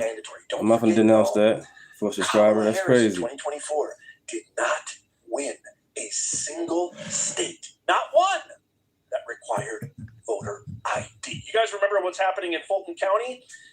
After refusing to honor any requests from the DOJ, well, finally FBI agents raided with Cash Patel Fulton County in 2020. You've got mooks like Mark Warner, Democrats, saying, why did Tulsi Gabbard take part in a raid on election office in an election? We need to step up to protect our elections from this administration's meddling. And then Tulsi Gabbard responded saying, contrary to the blatantly false and slanderous accusations being made against me by members of Congress and their friends and the propaganda media, the Office of the Director of National Intelligence has and will continue to take action under my statutory authorities to secure our nation and ensure the integrity of our elections. And she responded in a huge letter backing everything up with evidence and data. I would say if everybody's against you, Tulsi, if all these hypocrites are coming down on you and raining down on you with rage and fake outrage, that means you're probably doing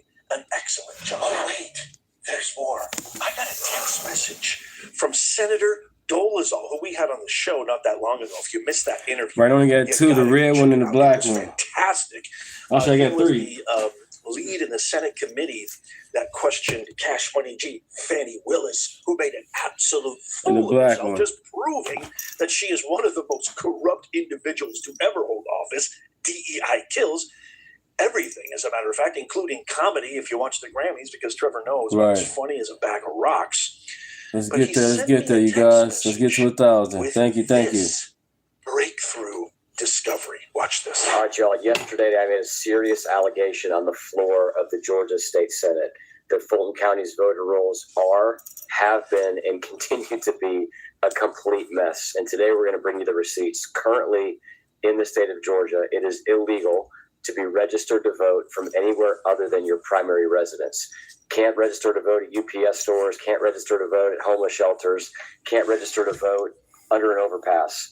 But today, and this is as of the January 5th Fulton County voter rolls, about 70 people are registered to vote right here. We're going to bring you a couple more locations to show you that this is not an anomaly. Fulton County has got to get their act together. All right, y'all, this is 850 Oak Street in Fulton County, and there are 19 people registered to vote at this abandoned house. And so again, this is on the Fulton County Registrar. They've got to clean up their voting rolls. This is not a new problem. And remember, back in 2020, absentee ballot request forms were sent to every single registered voter, including at locations just like this. All right, so we are 1445 Woodmont Lane, physicaladdress.com. 138 people registered to vote, but I've got a treat for you. This is Jason Frazier. Jason, come on in the frame here. Jason is the guy that's done all of the heavy lifting on this. He and David Kate are the two folks that brought this to my attention.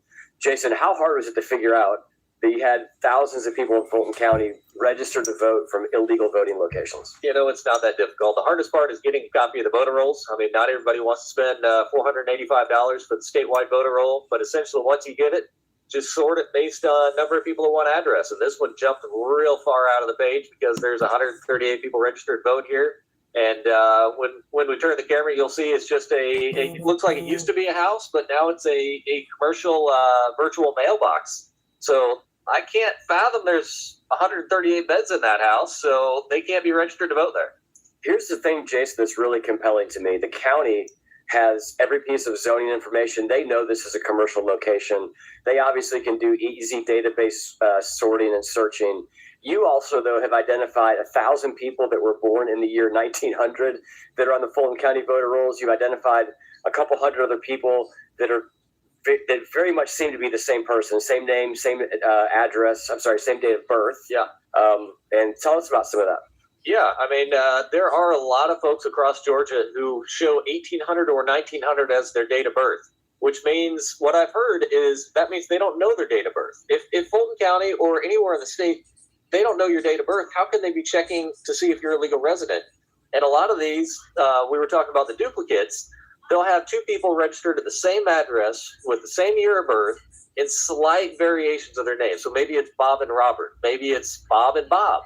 And it's clearly the same person at that address. But if you've got typos in somebody's name, and you don't know their date of birth, how in the world do we know they're a U.S. citizen? And that just needs to be cleaned up so we can verify everything. Thank you, guys. Thank you. Appreciate it. The fact that people like Jason and David and a number of other people. Thank you so much. Appreciate it. Let's get to 1,000 people. We can do it. Appreciate it. Deunta. Thank you. From Derek Somerville to Mark Davis to Philip Davis have had to do this kind of work on their own is frankly absurd. The Fulton County Registrar, this is their job. They are the ones that are supposed to keep the voter rolls clean. And like I've said before, and Fonnie Willis got mad when I said it, it's always Fulton County.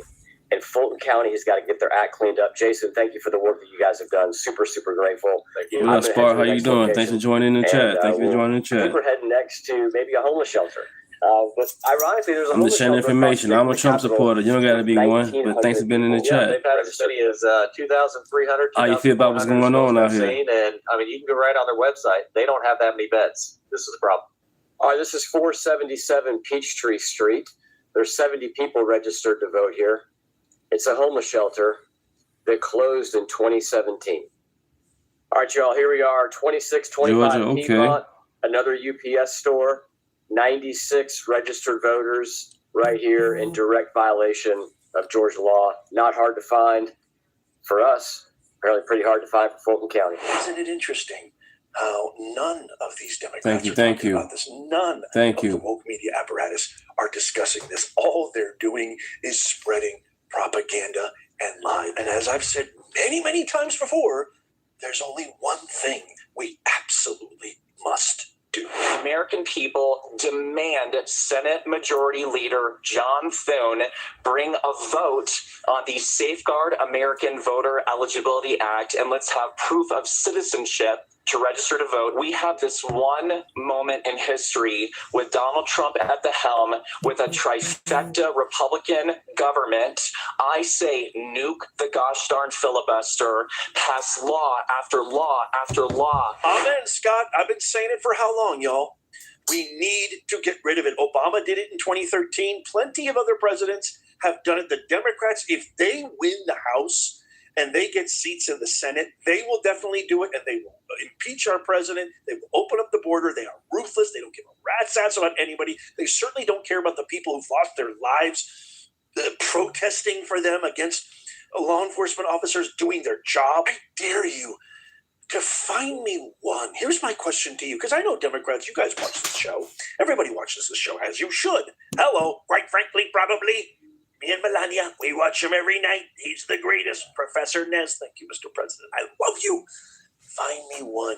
Put it in the comment. One logical reason not to require voter ID. Give me one. Here's a list of just things that I researched really quickly. I just want to share this. This will take 2 seconds. You need an ID to buy alcohol. You need an ID to buy tobacco products or vaping items. To board domestic commercial flights. To open a bank account, you need an ID. To rent a hotel room, rent or buy a car, purchase a firearm, apply for a gun-related permit, pick up prescription medications, enter a casino or gamble, you need an ID. Apply for government benefits. You need an ID to get married. You want the government to pay for your ID? No way. Blood. The list goes on and on. That's the problem now with the government. They want to put chips in IDs and then everything else. Them chips ain't no good. It's bad enough we got in our credit cards and debit cards, but nah. But you need an ID. Why on God's green earth would we not want or require a valid ID for making one of the most consequential civic decisions any citizen of any sovereign nation could ever make in their lives, which is to place your sacred freedom and liberty to vote for the future governance and leadership of the nation that you and your children reside? Give me one good reason. Put in the comment down below. I love you guys. Tap that thumbs up. I can't wait to hear from you. Check out these videos coming up on the screen right here. Go check these out right here. These are amazing.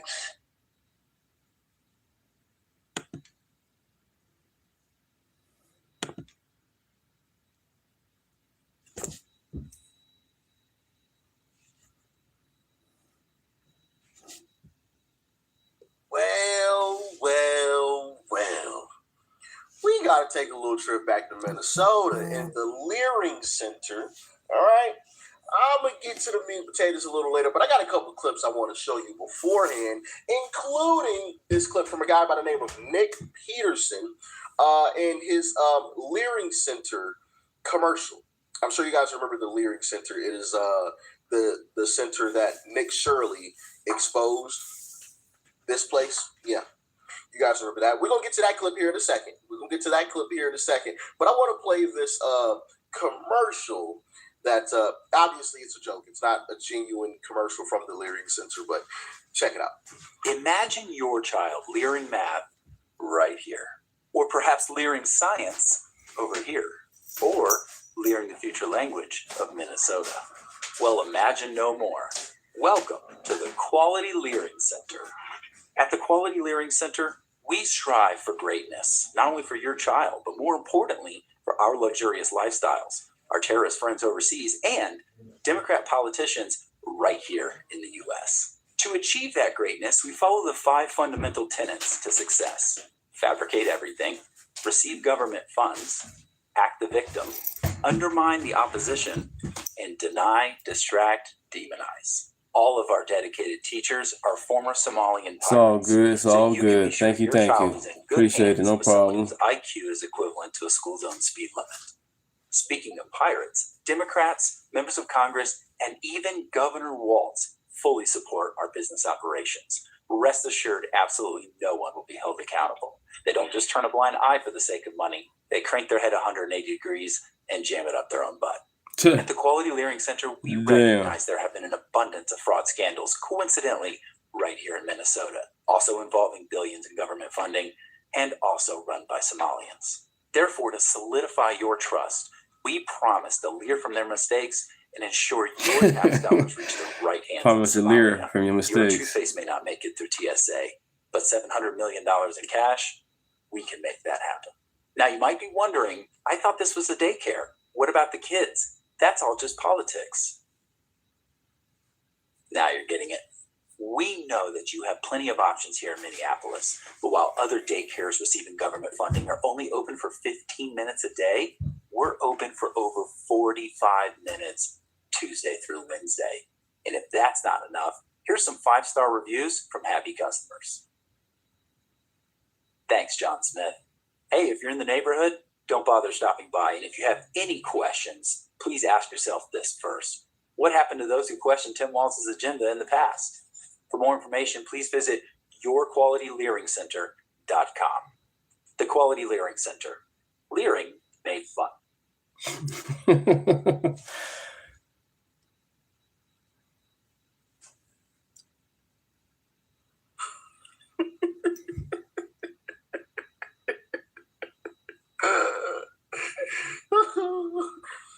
Leering made fun. We had references available, but someone broke in and stole them. Yeah. Now you understand why I wanted to show y'all that?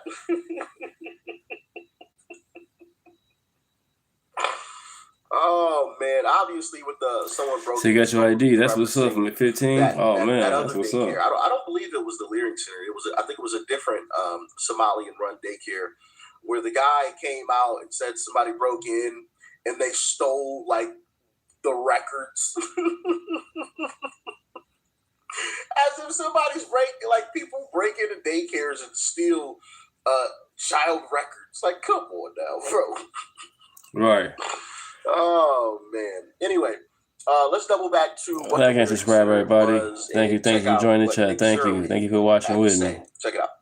Here in Minnesota, massive fraud is taking place within the government and the Somali population.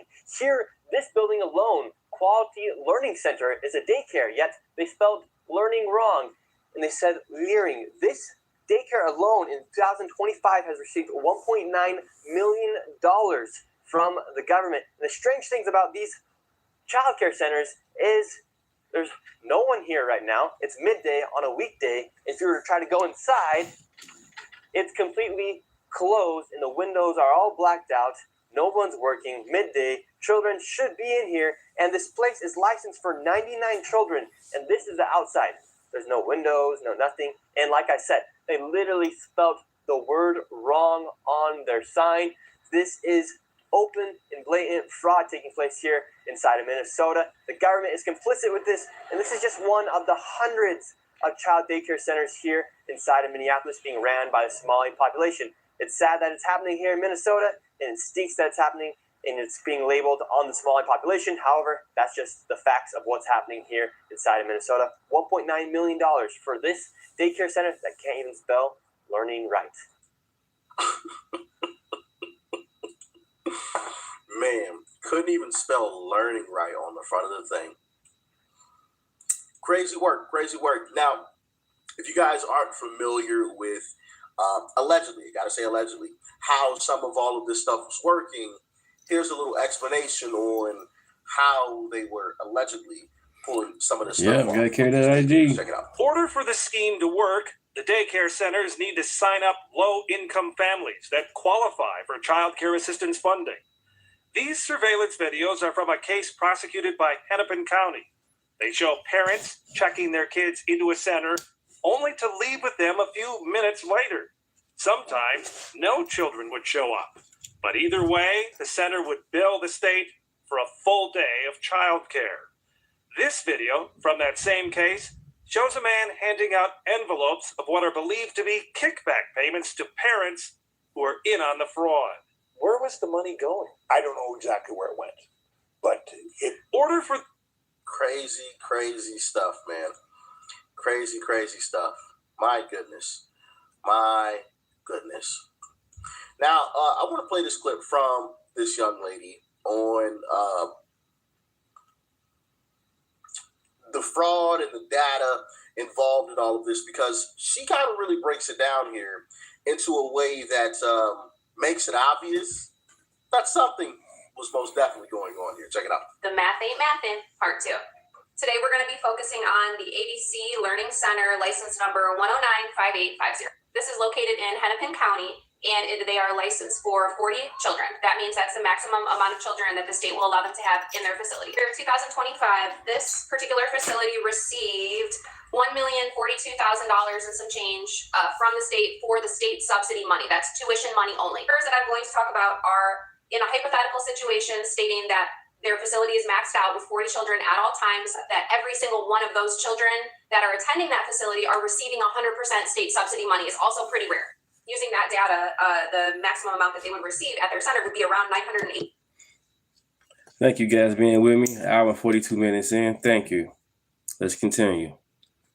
$1,000 per year. And again, the data shows that they received $1,042,000 in the year 2025, and then in the year 2024, it was over $1 million as well. And like I said, all of these numbers are assuming that every single one of the kids has 100% subsidy, which again, it doesn't happen that often at all. My facility is in a Title I zone, which is a low income zone, meaning elementary school will serve like a free and reduced lunch to the entire population of that school. That's how low income it is. And last year, 2025, I went and looked at our numbers. We received $72,000 in tuition assistance. So our facility is double the size. We're in a different state, but these are typically federal funds that are trickling down to the state, that are trickling down to the centers. And we only received $72,000 in state subsidy money. And they received over $1 million. So it just really makes you think, you guys. Like, I just want you to challenge what you see, do your own research, do your own thinking. Like, does this look right to you? Because it doesn't look right to me. This is our tax money. This is our money coming from our pockets, our hard-earned cash. That's all I'm saying. So yeah, that's why I wanted to play that, because she really broke the numbers down. And like she said, the math ain't mathing here. The numbers ain't adding up. Something is off here. Why are y'all getting so much money? Because even if I gave you the benefit of the doubt, the numbers still wouldn't add up to what it is that you're getting. You're getting even more than that. So what is going on here? And so that leads me to the meat and potatoes of this all, and that is this report here, where, as you guys can see at the top of the screen, Minnesota's infamous Quality Leering Center is now closed. Records show they're officially closed. Closed. Amazing. Quality Leering Center, the shady Minnesota daycare at the center of the state's mushrooming fraud scandal, shuttered for good this week, according to records. The much ridiculed daycare, which operated under a misspelled sign until it was fixed last month amid national outrage, closed Tuesday after it requested the closure of its license, according to the Minnesota Department of Human Services and the State Department of Children, Youth, and Families. The center found itself under the national spotlight after conservative YouTuber Nick Shirley featured the facility in a video highlighting the daycare centers in the state that were allegedly receiving public funds but were not providing any services. So yeah, the Leering Center is apparently now shut down. Damn. They closed. Vamos vanished. And here's actually a video of Yep, that's crazy how Minnesota's the main state that all the crime is going. Only just Minnesota. There's other states that's got sanctuary cities. What's going on with these what Minnesota got going on? That's crazy, man. It's not about race. It's not about color. It's about fraud. Fraud is bad. That's crazy. These people that stay at home, let the ICE do their job, they won't be dying. And the thing about it is, only 2 Americans died. Not 1 immigrant died. I don't think an immigrant even got hurt. 2 Americans died, but yet the immigrants, they didn't get hurt. Make that make sense.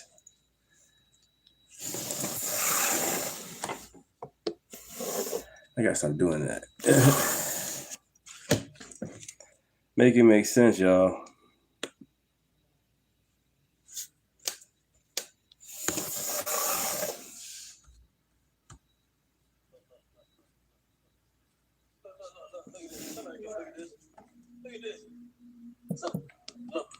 Yeah, so apparently they were moving out some stuff and putting it in the U-Haul and getting up out of there.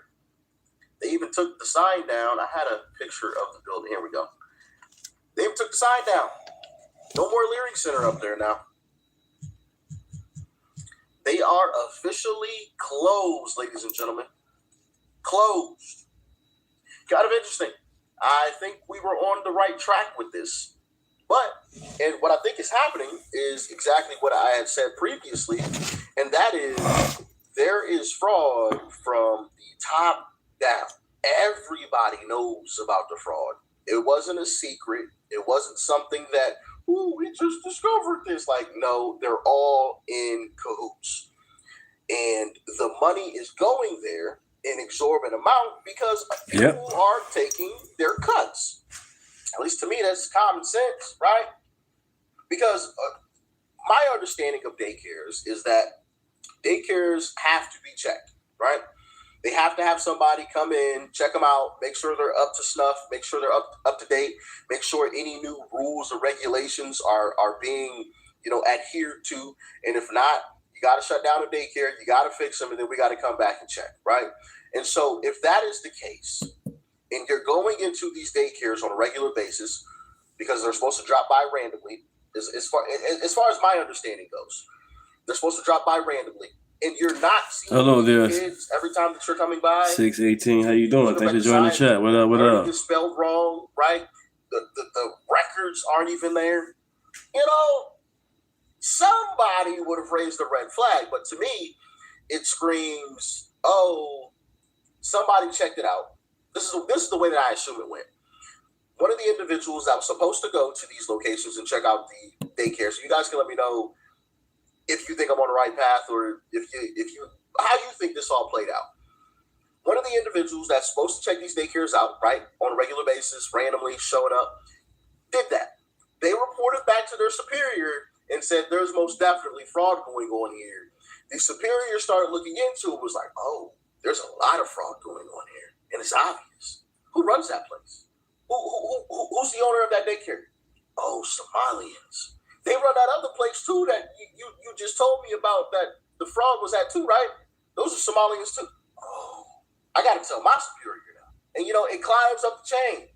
Now everybody knows that the Somalians are here doing some fraud. Well, what are we gonna do? We can't call the Somalians out. Like that's racist. We can't do that to them. Let's just talk to them. We'll let them know. We know what you're doing, and we'll keep it on the hush. But you better make some donations. Right, supposed to be we the people. Better make some donations to the Democrat Party. That's the way that I assume it went. I don't know that with 100% certainty, but that's the way it makes sense to me because there's no way that they did not know about this. There's no way. No way. No way. These daycares are supposed. Makes no sense.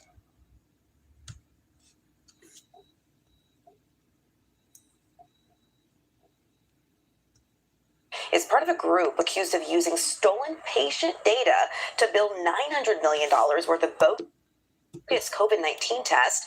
Ahmad fled the country following his indictment, though. Wow, this is Chicago. It's my homeland. My grandma used to get medicine from there and other people I know. Wow, what is going on? Wow, I'm in Rockford now, so I don't know what's really going on, but this is crazy. This place right off the expressway. You would take this to get to Rockford or go downtown. Dan Ryan and I-90 in that area. Court documents just filed yesterday reveal that he was captured back in November.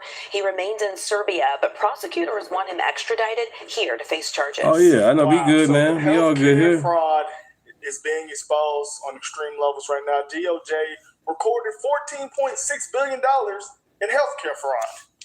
So it says the U.S. Department of Justice charged over 325 defendants across 50 districts. It is the largest healthcare fraud takedown, targeting schemes that saw over 14.6 Like and subscribe, everybody. Like and subscribe.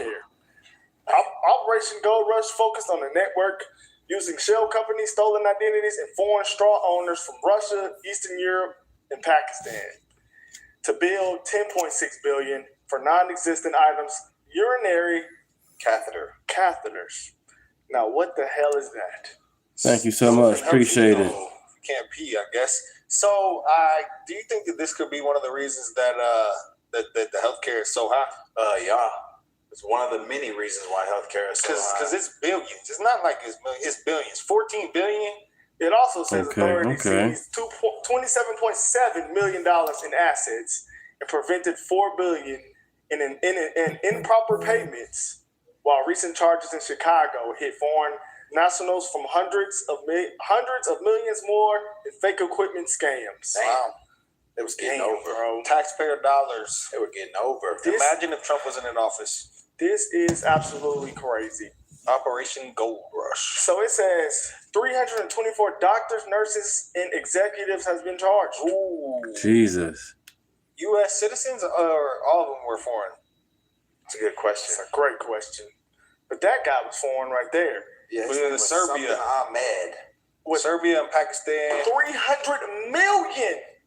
Damn, 150, 89 cases in 50 districts. Look, aroma. Look at that. This is almost every state. Every states. Damn near every state. Not just damn near every state, y'all. Too. So they're going to different countries, which we already know. Russia was getting a bag. So TCO receives $941 million in Medicare. Who is TCO? Transnational Criminal Organizations. Oh. They buy over 30 medical supply companies across the Nothing wrong with being a States conservative and not being a Republican. Nothing wrong with They that. send individuals from Russia and Estonia to the United States to act as straw owners for these companies. Then the straw owners... Then they send them to U.S. banks with false documentation to open bank accounts in the name of these companies. Then they transmitted over $10 billion in fraudulent claims to Medicare. Got your 6-100. That's what's up. That's what's other up. medical equipment that doctors never ordered, patients never requested, and patients never received. Then they got $941 million from Medicare, supplemental insurers, and the launderers. Money, send the money to accounts overseas. Damn. Wow. And one of our biggest complaints about America, a lot of people, is the healthcare system. billions have been finessed from it. I just found something wild out about stem cells. Stem cells are like tiny repair crews in your body, and they go and fix things that need to be fixed. And guess who's been ahead of the curve on this? Joe Rogan. Whatever needs to be repaired. If it's your heart, they'll fix it. If it's in your liver, they'll fix it. If it's your skin, they'll fix it. That's where Black Forest Supplements comes in. They've created the first ever high flavanol cocoa. Different. These are different. It's health completely different professionals. case. So it's just fraud that's happening on all levels. So yeah, we already know California's going to be exposed. Nick Shirley's out there right now. Benny Johnson's already exposed. They said almost over $100 million in just fraud alone. So now they're saying that they have ghost daycares in San Diego that have 0 kids in them. Just like Minnesota. Mind you guys, this is just the tip of the iceberg because Donald Trump said in just Minnesota alone, he thinks it was over $100 billion. So now people are saying California could be $250 billion. I doubt that. Because they said $100 million in Minnesota was the tip of the iceberg. So that's not even counting everything. Yeah. So he hasn't even touched pension spiking and other hidden categories. Wow. Man. Absolutely rampant. They said 18% of the whole country's home health care billing is coming out of Los Angeles County. But that's not that surprising because a lot of people are in that county. They said one doctor billed the government over $120 million in a single year, claiming that they oversee law enforcement is good at law enforcement. It's just the people who's been trained. Agencies, Los Angeles County has more than 36 states combined and 30 times more than the whole state of Florida and New York. Damn. Wow. One doctor billed the government $120 million in a single year, claiming to oversee 1,900 patients. With almost 2,000 hospice agencies, LA County has more than 36 states combined and 30 times more than either Florida or New York. Like and subscribe, everybody. Thanks for joining in. Happy Tuesday. Billing is coming out of Los Angeles County. How is that possible? And take a look at this map, a cluster of 287 hospice providers in a 2-mile radius, some in strip malls, unmarked buildings, even a wrecking yard and vacant lot. All of it is just paperwork. I could fill that out in Kazakhstan if I want. Can get a hospice license waiting for me. So not the whole California. No, LA County. I thought that was of California. Like LA County did 18% of California's, but it was of the United States. And then Florida's at 58, and New York is at 40. Combined, they're that much. Yeah, nah, it's not possible. And Gavin Newsom. And 287 hospital providers in a 2-mile radius. And Gavin 2 Newsom miles is their #1 candidate. Imagine how much fraud. Oh, they're done, bro. That's the United States would have did if we had some Democrats in power. We did. Fraud. Joe Biden was in power. That's why all this shit was happening. It's been happening a long time, though. But yeah, they're saying they're going to expose over $100 million. I mean, that's in just Medicaid alone. I mean, that's over $100 million possibly. So it could be actually, I don't know. Homeless fraud, remember? I don't know. They got every type of fraud. Now, this right here to me Damn. could be the lowest of the lowest form of just fraud, period. You're literally lying on dead people. The hospice facilities are insane. That's worse than the daycare. That's worse than the autism. That's way worse than autism. White House is cracking down on fraud and corruption and putting a spotlight on hospice care fraud happening in L.A. William Lajeunesse has more now from Los Angeles. CNN is trash. I saw hospice But you gotta watch them to see what's going on. They get both sides of the news, but they trash. Ghost patients, sham companies, corrupt doctors. They lost their credibility years ago. They bill for care they never provide, and owners steal Medicare numbers from seniors who don't even know they're on hospice till they need real care, but can't get it because the hospice owns their Medicare number. They're human traffickers. They're trafficking beneficiaries. Hospice fraud in LA. Hospice is crazy here. You've got hospice that's grown 7-fold in the last 5 years. They represent about $3.5 billion of fraud, we believe, just in LA County. We are ground zero for the scammers. Sheila Clark says hundreds of LA hospices falsely bill the government for unnecessary care, often cycling patients from one provider to another. It's a non-ending benefit. That hospice is making $4,000 a month. Definitely. Patients are bought and sold like trading cards. Ads tell recruiters That's crazy. to post up and visit shopping centers or senior living addresses to with wheelchairs and can earn $300 for any senior over 62 they sign up, sick or not. Their entire job is to go and find seniors that they can get money for. Those patients and their Medicare numbers are then sold to providers. A Medicare MIB number is more lucrative than a credit card. How much money are federal taxpayers being taken for? Millions, billions.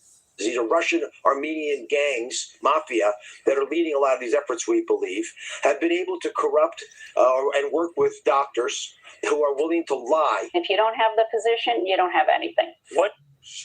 Guys, this stuff is scary. I wonder how did they figure it out? Democrat-led systems clearly don't have very much bookkeeping and guardrails. Salty, not much to chilling, man. States is where the biggest fraud is going down. It does seem like that because we have another state now. Michigan's being exposed. Michigan's House GOP has uncovered a jaw-dropping $5 billion fraud scheme within the state. Budget by Democrats, which includes the creation of 4,000 phantom jobs. That's so crazy. Fake make-believe jobs. Like and subscribe, everybody. Thanks for joining in. Thank you. Of gender assignment surgeries for prisoners. That's insane. I thought that people voted against that, or maybe that was state by state.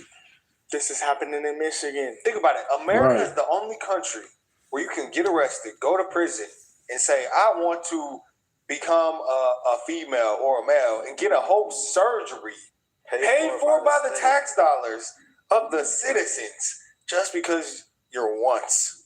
Another blue state, Illinois, sat on nearly $5 billion in unemployment fraud. An audit found fake claims, money sent to dead people, and massive system failures. And JB basically told taxpayers to get used to being robbed. No, this is crazy, y'all. Amazing. I mean, this is scary. Shutdown, really? Paying taxes. That's Shutdown. Because no one's going to go to jail for any of it. New audit from the Illinois Auditor General shows the problems persisted throughout the pandemic. $2 billion was sent out in overpayments from the state's normal unemployment benefit system, and $3.2 billion came from the federal pandemic unemployment assistance program. The Auditor General found that $6 million were paid out to accounts under the names of dead people. When asked about the report, Governor Pritzker pointed to problems that other states have had too. It's not a state that was unaffected by Jabba the Hutt and attempts to get unemployment claims filled in California and New York. California, $20 billion of fraud. So his reasoning was, well, the other states, they got it worse. If I was a leader, that would actually be one of my main concerns. Just having someone ride around and figure out who's doing fraud. Like that, I feel like that's as simple as possible. But like, I mean, I guess there's so many businesses that it's hard to figure out who's exactly doing fraud. But I feel like if you have someone checking on it, you would know. That's like those. Yeah, like buildings around you, hey, nobody's there. Are they getting money? Let's go figure it out. I thought people were doing that. Like, you know how they do that in restaurants and stuff? They got checks. What is that called? Health? Yeah, like when the health people go in there and check, is this restaurant up to par? Or health inspections? Yeah, are they doing that with businesses? Okay, no problem. It's a great question. That's what they need to be doing. Because if they're not, then they're in on it. 100%. We know about Ohio. 5,000 daycare, 67 fraud. Stealing from the autistic kids. Not the kids. Not the kids. Stole over $1 million each. One facility had claimed 100 home delivered meals per day for 4 patients.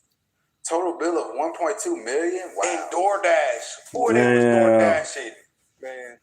So yes, he is. How you doing, Peter? How you doing? That's like a different thing, but like I see why they did it. I mean, these people are. I think also they were giving money. Well, to I mean, it's down the same road. Says a few had Muslim names, but we could not confirm they were from Somali communities. Not surprised. Willing.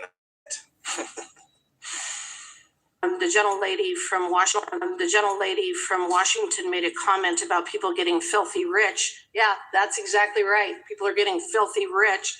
The chosen few in Minnesota, Maine, Ohio, Washington, Oregon, and California absolutely defrauding the taxpayer from one end to the other, stealing billions and billions of dollars. You all good, from Mr. Good. Nothing wrong with we that. have folks on the other side. They attack our legitimate businesses while defending rampant fraud.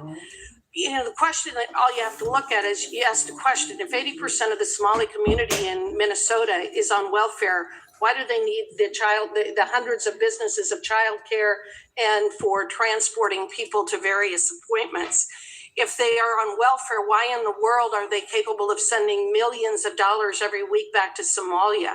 Man, these people, they're not mad enough. And I would be in there pissed off. I'll be in there slamming the desk saying, we need to figure this shit out. Because this is crazy. They're not, hey, it's because they're in on it. But this right here is absolutely crazy. They said this lady potentially stole $5 million herself. Sheila. $5 million herself. Hey, what happened to our friend from Illinois? Our friend, man. Oh, you talking about Tiffany? What's the latest on Tiffany? I don't know. Arraignment day for the Florida Superman. Congresswoman Tiffany the Sheila Superman, I Schiffern think. McCormick. They're talking The about. Democrat is accused of conspiring to steal $5 million in federal disaster funds during the COVID pandemic and funneling some of it into her 2022 congressional campaign. The Congresswoman's attorney already notifying the court she is waiving her appearance and is pleading not guilty. She is facing a total of 15 charges. Her trial is set for April. Those are your headlines, guys. But hey, like Brandon said, Can we see Tiffany real quick? What's gonna happen? I mean, last thing we heard her, she got to fight, bro. She got to fight.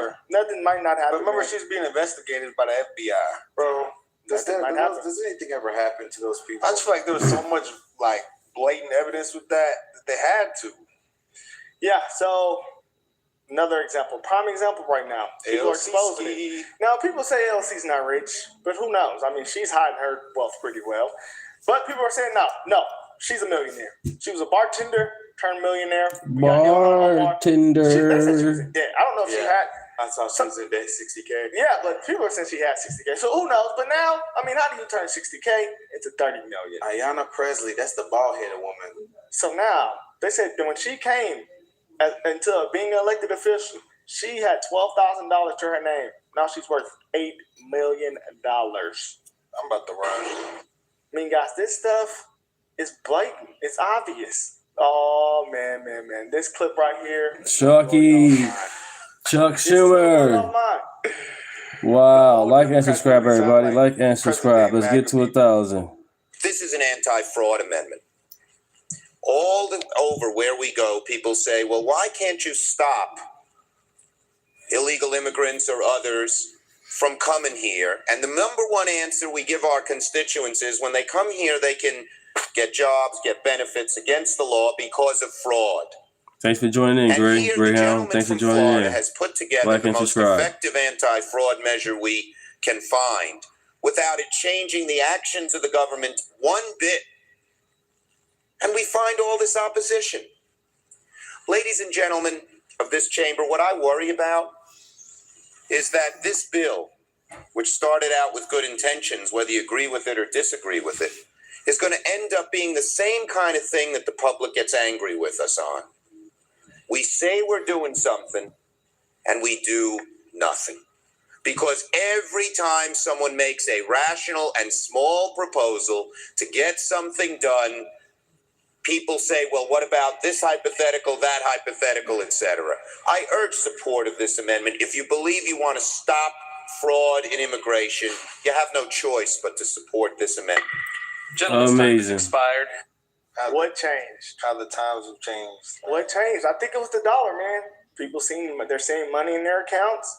Fraud. I mean, maybe Schumer, he got in on it. I also think even more than that, though, just like as time has went on, America has went so much further left that it's like even in 2008, even in 2016, just 10 years ago, the stuff that Obama was saying compared to what the Democrats now say, it's way more far left. But it's like no one knows, no one can really tell you when the left has gone too far, which they already have. But I feel like regular people don't say it. They only admit when the right goes too far, but no one will admit when the left goes too far. This right here is What are they saying wrong, you guys? What are they saying wrong? his administration gave 30 million. Oh, is that 30 billion? Oh, that's billion. Okay, somebody messed me up right here. Well, wait. What is the real tweet? Oh, that's why they said a billion. Where'd that money go? Big money got it. It was pressed. They pressed that button and it was sent somewhere. And that's another thing that Americans complain about a lot. Student loan debt, healthcare prices. And those are two areas that massive fraud is being done. Who's out there applying for FAFSA? people was asking like, damn, I'm not getting. I mean, Festival was giving some money, though. I can't lie, but it could have been more. Actually, I see why people now fight for. Thank you. Because if all this debt is not, if all this fraud isn't happening, I mean, man, Americans could have free college. Honestly, they could.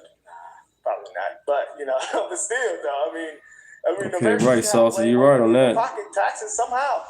So what did happen with the $1 billion? The fraud has already saved tax. Oh, okay, in total, yeah, this is crazy. In that process, what we were discovering was that many of the applications were actually being filled out by bots. Just play sports, okay. There were dead people who were applying for loans and receiving them, bots who were receiving them, and we identified in Minnesota several thousands of these bots. In that process, makes sense with AI and everything. People are just, this person, that person, and if they're not checking. Yeah, so it's been new reports that they're saying the Trump family now also has committed fraud, even though they're already rich. I mean, hey, if people are saying, hey, if it's true, we need to investigate it because some people believe it. I mean, keep it real, bro. Would Trump have made more money not being the president or being the president? Not being the president. He lost money being the president, facing all these charges and things. I don't think that he is money driven anymore. That just doesn't seem. What page is this? Like, that's what people are saying now. So they're saying that the Trump family took secret hundreds of millions of dollars from UAE in the U.S. approved banned AI tech. From the Emirates, that's like the Middle Eastern countries. UAE backed firm signs $500 million deal for a 49% stake in Trump-linked crypto company. What Trump-linked crypto company? I didn't know Trump had a crypto company. Yeah, he did. Yeah, let's see what this guy said. I mean, he might be bullshitting, but let's see what he says. He has a coin. Because I'm honestly, I wouldn't put it past nobody. All this wiring in different countries and stuff. I mean, I would want to get myself some money. This was a case in which they knew it was so egregious. It was so wrong that they did it in private. What we are talking about here is stunning. A secret payment of at least $187 million to Trump's family, a payment of at least $31 million to the family of Trump's top Middle East advisor. Thank you. Soon after, a gift of national security secrets to the UAE that up until those two secret payments, every American president had refused to give. That is corruption. Those are the elements of a bribe. This is potentially criminal conduct. The rule of law may be suspended today. Republicans may not be willing to do anything about this corruption simply because the president is of your party. For now, Trump and his friends may get away with these crimes and with this corruption. But the rule of law is coming back. Wow. And when it does, everyone who has greased their palms off government service, trading government favors for cash, and violating the laws of this nation are going to jail. Now, someone said in the comments, I saw it, they said, this is the same old stuff that the Democrats do. They get caught doing something, and then they go back and they blame Donald Trump for doing the same thing. Yeah, I mean, where was the same energy for Biden family in Ukraine? Like, it's obviously this is ridiculous. It's like they want to make it seem like he's so corrupt and bad, but like they don't have the same energy for their party. Yeah, they're going to have to show some proof. I'm not going off a damn tweet here. They're talking about the rule of law is coming back. When is so yeah, so now Trump's not against, Trump's not above the law, but Don Lemon and all those Democrats and all those illegals and all those people on your side are. The rule of law is bullshit. Look at these links. CNN, Wall Street Journal, Yahoo, New York Times, all liberal sources. But hey, look, man, honestly, I feel like maybe everybody got their finger in the pot. But they probably do. They probably do. Shit. They would have. But hey, you never know. Never know here, but I doubt it. I just feel like money, he has money. But, can never have too much. So they're saying, it's been an estimate that they've covered $500 billion in fraud just this year. This year. I don't know if it's per year, but just the estimate. Could be more. It could be. They couldn't find $1 trillion, y'all. We're finding it. We're finding it now. That was $1 trillion from the Pentagon. Yeah, that was just with the Pentagon. It could be like, I say my estimate is about 15 trillion. That's a lot. And just the United States, period. Trillion is a lot. I mean, 15 trillion? Could be, bro. And to do the Medicaid fraud, bro, that's almost 500. Kept repeatedly calling this ICE agent a house nigger. Kept repeatedly calling this ICE agent a house nigger. All right, this is up in Minneapolis. ICE out there doing some raiding, looking for some illegals, scooping them up, shipping them out. Yeah, but when you're a black ICE agent, that's going to trigger a lot of folks on the left. Yeah, one of them kept repeatedly calling this ICE agent a house nigger. Check out the video. So how does it feel?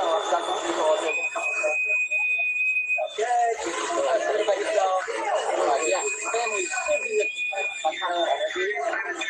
like we should with people apart from their family. Are you a man? Wow, is that a question? Well, of course, that's going to trigger him. Yeah, that's going to push him over the edge. Him being black, that was enough. But to call a man, that's going to set them off. Wow. Okay. How do you feel about ripping people from their family? Does that feel good? Whoa. Oh, man. Wow. Like and subscribe, everybody. Like and subscribe. Let's get to 1,000 subscribers, everybody. Like and subscribe. To say that, sounds like a black guy. It sounds like a white guy. Yeah. It's a white guy. It's a white guy. A black guy's out there calling him a house. He's out there. Dude. That's something a black person would say, Keith. Yeah. You sure he's white? I've already seen this video. Oh, okay. Oh, okay. Okay. It's crazy to say he's working for the Klan when 50% of DHS and ICE agents are Latino. That's nuts for him to say that. That's the new KKK. Hell yeah. Go grab my flag, some horses, and some sheets. But that's just a moronic thing to say. Calling a woman a man. I mean, what kind of a guy does that?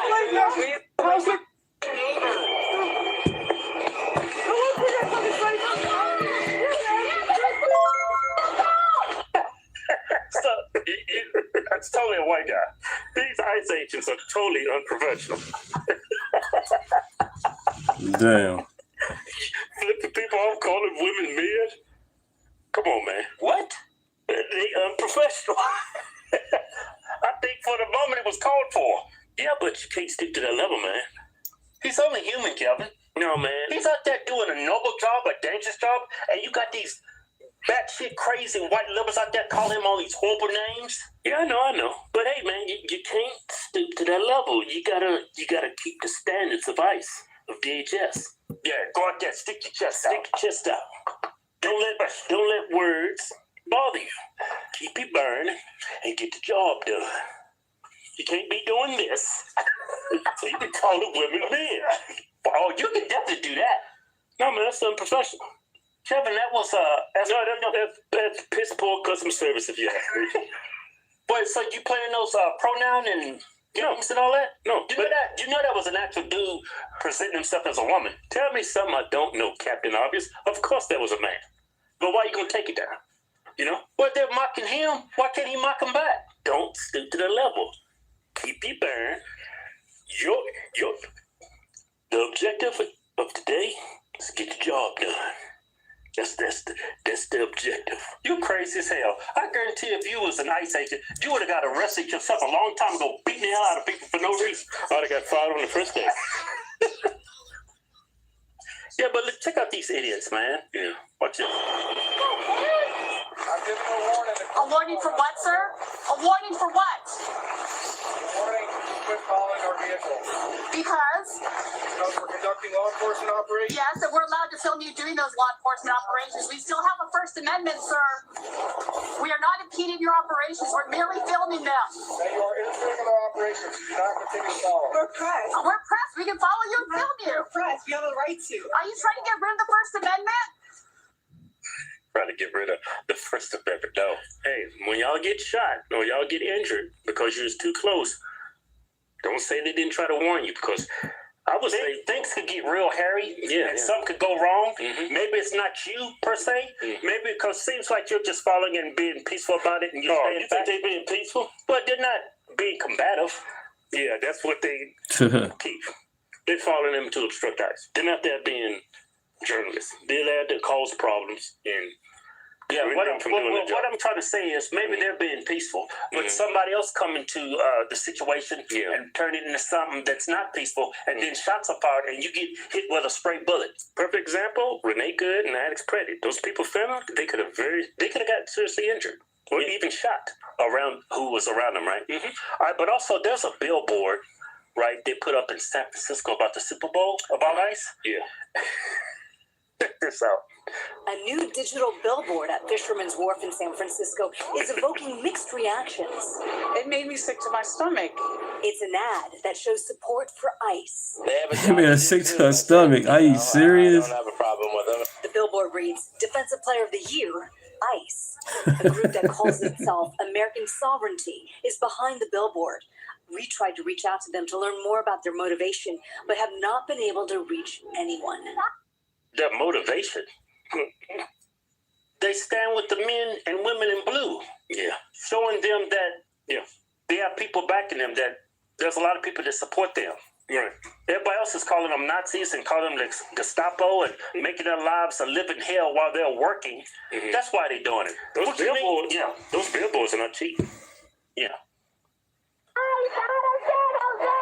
In San Jose, dozens of people marched against ICE Monday. Community groups, immigrant groups, labor unions, and more. They say they have a unified message that ICE is not welcome. What up, Lee? Thanks for joining the chat. Thank you for joining the chat. My neighbors. I'm worried for what is happening, and I'm worried to see it escalating here. With the Super Bowl just days away, these concerned community members say they're doing something every day to get their message out. We have a week of action during the Super Bowl, and the point of this week of action is to send a message not only to Kristi Noem that she's not welcome here, that ICE. This is so childish. Yeah, they're not welcome here. It's women and it's the usual suspects. Yeah. Look, I like my ICE crushed. How juvenile is that? Thanks for joining the chat. Appreciate you guys. Thank you. We're 2 hours and 20 minutes in. Thank you so much. Thank you. I don't give a damn if I'm not welcome there. If I'm an ICE agent and if I'm Kristi Noem, why should I care what you think? Yeah. They welcome criminals, but don't welcome law enforcement. They got the priorities messed up. Yeah. They've taken an event, a sporting event, the premier sporting event in the world, and are trying to use it as a Trojan horse to have ICE stagings for enforcement. We won't allow it to happen. Janitor Cruz Yanez says he's worried about ICE action, but he finds comfort in community support. Yo pienso que está bien que protestemos. Crow. What up? Because it is injustice for, to have federal agents terrorizing communities. That is crazy. Check out the link. This dude can't even speak English. And then she says he doesn't like ICE agents terrorizing our communities. These people that's in our country illegally, they knew what they were signing up for when they came here illegally. Yeah. This is nothing new for them. They all live in perpetual fear of being deported. Yeah, and rightly so. Criminals are supposed to be in fear. Y'all trying to make them comfortable in your own country. Man, I'll tell you what, man, there's absolutely no common sense on the left. Yeah, it seems like they regurgitate everything they hear the left say. Once the left politicians start saying, hey, these are our neighbors, they all have that same talking point. Right. Are they your neighbors, the criminals that police are arresting? Are you going to call them your neighbors too? I didn't think so. Our founding fathers was right. The Bible was right. Oh. Women and the horrible thinkers. Not rational at all. Right. They are the Trojan horse. They the destruction to our country, to our republic. Yeah. That guy said Trump administration is using the Super Bowl as a Trojan horse to deport people. That's not a Trojan horse. That's enforcing our immigration laws. You don't even know how to use the word Trojan horse. Yeah, he doesn't need the Super Bowl to go to San Francisco to arrest people. And that's not a Trojan horse. What an idiot. Okay, give you some more Epstein files information. My boy Professor Ness, he's pulling it out.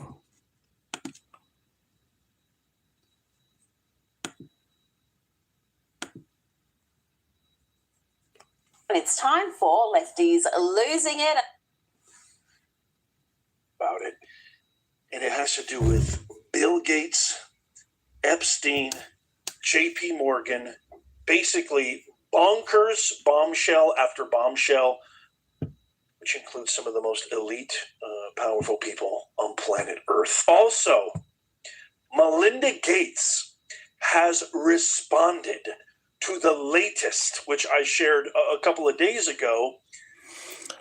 Like and subscribe, everybody. Like and subscribe. Bill Gates, just to refresh your memory. Remember, this guy contracted STDs from a Russian professional, let's just say, and asked Epstein for advice on how he can give antibiotics to his then wife, Melinda Gates, without her knowing. Sicko. Such a sicko.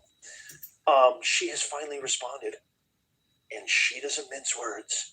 So stick around after this presentation. I'm going to share what Melinda Gates, she's got a thing or two to say to her ex-husband. I have to give a big credit to Sayer G, who's a senior advisor to MAGA Action, who kind of connected a lot of these dots, which is really, really powerful. But here we go. You're not going to believe this, but essentially what this entire report is all about, and by the way, I'm going to share all my notes so you can get them for free. Stick around. I'll tell you how you can get that. This kind of reminds me of that TED Talk that he gave where everybody thought he was so profoundly clairvoyant and he could tell the future. Remember that TED Talk where he's like, oh yeah, we're going to have a pandemic eventually.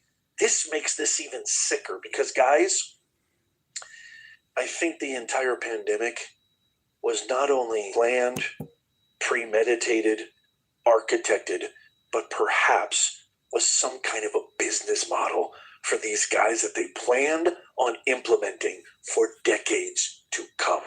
Here's bombshell number one. In August of 2011, Jeffrey Epstein emailed Mary Eardos, who is the CEO of JP Morgan's $2 trillion in asset management division. Well, our unit outlining is right here in front of you, man. I don't know what to tell you, unit. Advised fund.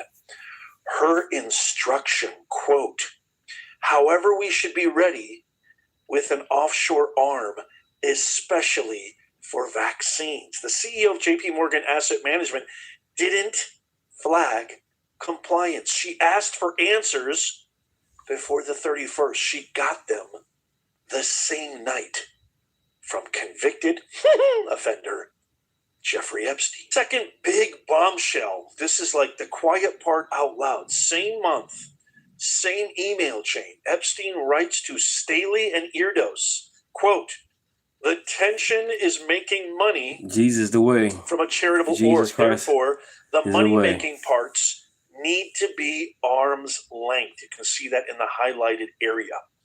The architect of this structure, convicted of crimes against minors, is explicitly acknowledging that the vehicle is designed to generate profit under the legal cover of charity. You know, this is like the behind the scenes of Eyes Wide Shut, Stanley Kubrick's film.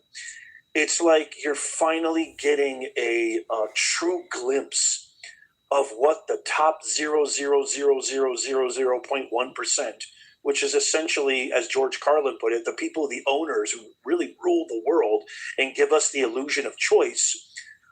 This is what these people were like. This is what these people think of us. This is what they do while we're all sleeping. Now, the tension that was mentioned in that email is this email right here.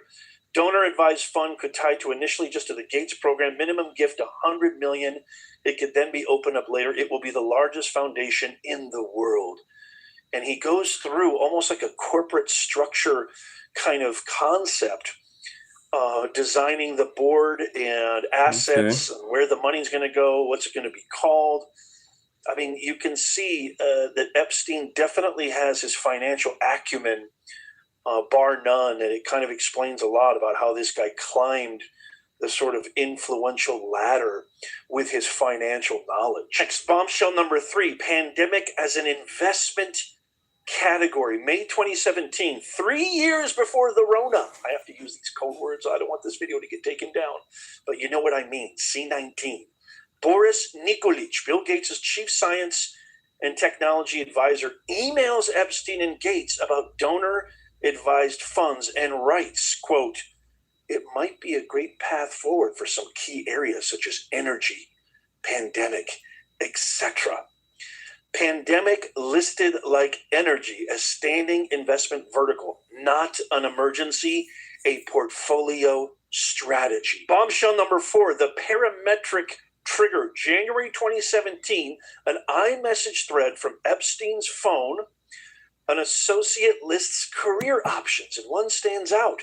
Join Swiss Re reinsurance team, developing health products, did one for pandemics, helped develop parametric trigger. Now, a parametric trigger equals a financial instrument that gets this, automatically pays out when a pandemic is declared. This is bonkers, y'all. This is pure bonkers. Like Bill Gates was at the Australian Open recently, hanging out with his new fling or whatever, enjoying himself watching the Australian Open. This guy needs to be buried in the deepest, darkest cell imaginable. It is like totally insane. Developed by someone in Epstein's career placement network. 6 months later, the World Bank issued its first ever pandemic catastrophe bond structured by Swiss Re with exactly these triggers.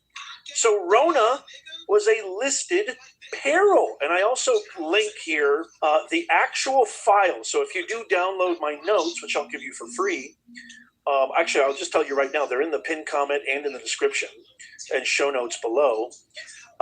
You will see the entire thread, and you will see the direct Department of Justice. You know, I always say I do my due diligence, quantitative and qualitative research, and I'm very transparent. So you guys can see I'm not just making this stuff up. This all comes from the latest drop. Remember, there's 3 million files, audio, video, documents.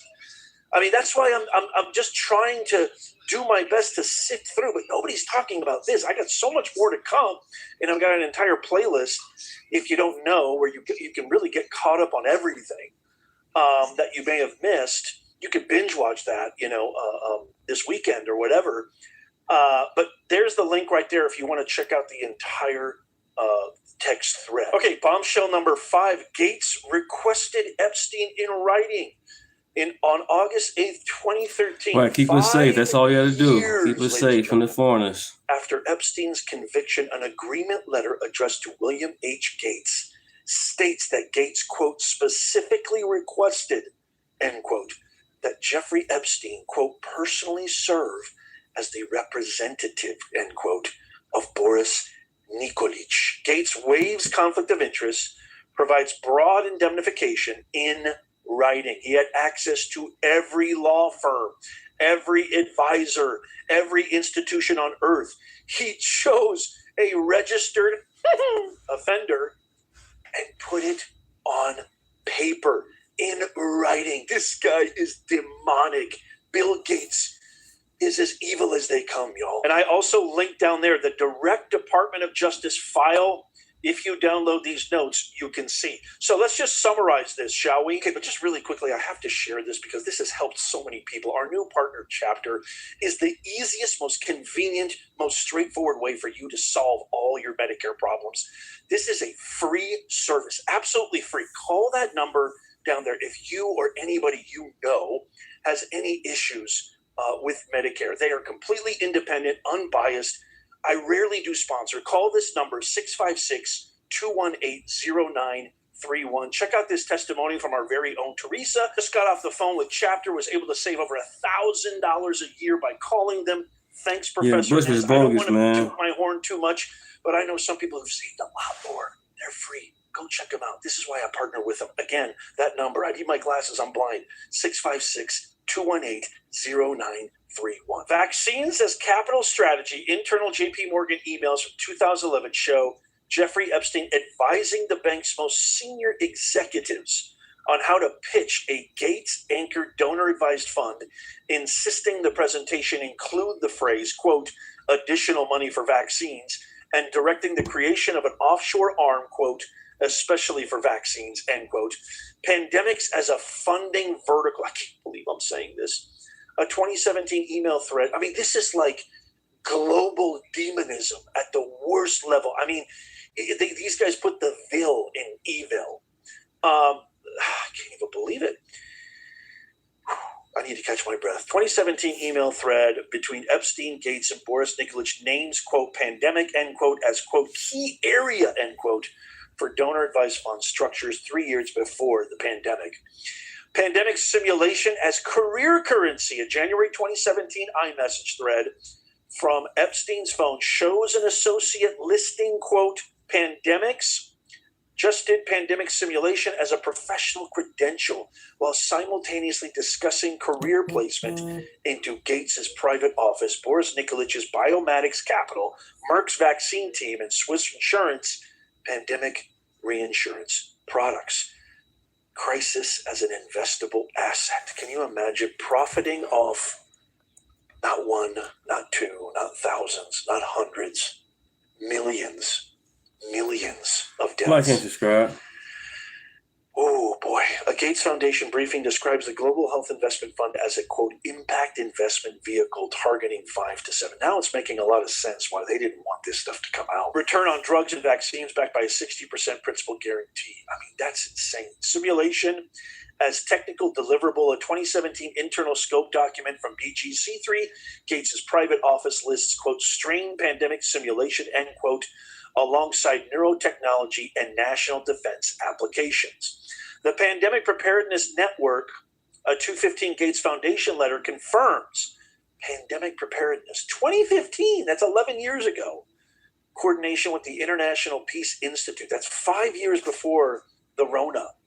Led by Terz Rod Larson, a documented Epstein dinner guest, while Epstein separately feeds Larson Gates's public pandemic messaging. Oh, and by the way, I found this little ditty. Here's a bonus right here. Nobody knows how corrupt, corrosive, demonic, vile, anti-American our higher education institutions are.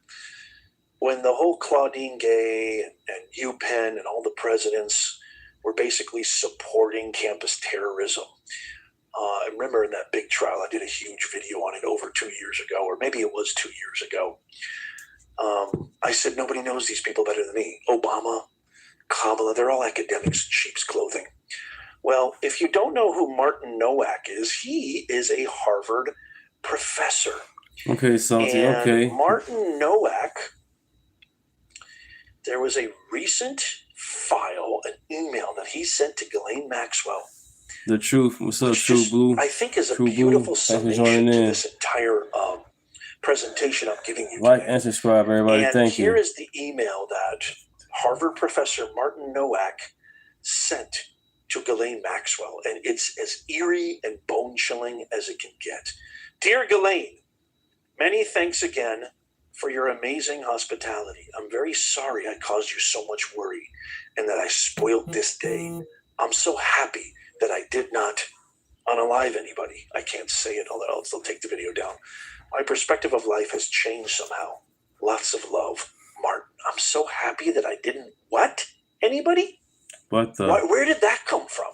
What could this be referring to? It can't be anything pretty. It can't be anything on the up and up. It can't be anything good in nature, can it? It's starting to make a lot of sense. You with a broken heart? You know, Damn. Aside from the mountains of evidence, all the absolute vile dereliction of duty, just the massive train wreck that was the response to the pandemic of 2020, which affected all of us. I mean, affected society as a whole. The fact that we now have very legitimate documentation, a paper trail proving that Bill Gates had a lot to do with it. And he came out so many times against, attacking Fauci and everybody else. But aside from the mountains of evidence, the mountain train wreck that it was, just the feeling you got when you heard him speak. I want to share this interview right here, which to me is just so demonstrative of his profound galactic guilt. Bill Gates was asked about his relationship with Jeffrey Epstein. This was years ago. Just watch the body language and then come on back. I'm going to share with you exactly what Melinda Gates just said. Like and subscribe, everybody. Like and subscribe. I don't think it takes a big genius to kind of gather and ascertain that dude right there absolutely is dripping. He's drowning in guilt. First of all, everything he said was a lie. Yes, he had a relationship. Yes, there's multiple photos, multiple documentation, multiple evidence that he visited the island multiple times, multiple exchanges. There's a lot of evidence that supports that his divorce to Melinda Gates. Remember, these guys were like the it couple for like decades, going on their philanthropy tour and helping Africans and helping all sorts of, underprivileged societies or what have you in third world countries with all sorts of different things, right? They were like the it couple. That divorce came out of nowhere. Check out this interview that literally just happened on what Melinda Gates thinks should happen to Bill after all this stuff came out. This is huge. Watch. I have to acknowledge the elephant in the room at this moment. Your ex-husband, Bill, is named in the newest tranche of Epstein files. And there are a new alleged details about his past behavior. And I want to give you the opportunity to respond in whatever way you want to. Well, let me say this. I think we're having a reckoning as a society, right? No girl Like and subscribe. should ever be put in the situation that they were put in by Epstein and whatever was going on with all of the various people around him. No girl. I mean, it's beyond heartbreaking, right? I remember being those ages, those girls were. I remember my daughters being those ages, right?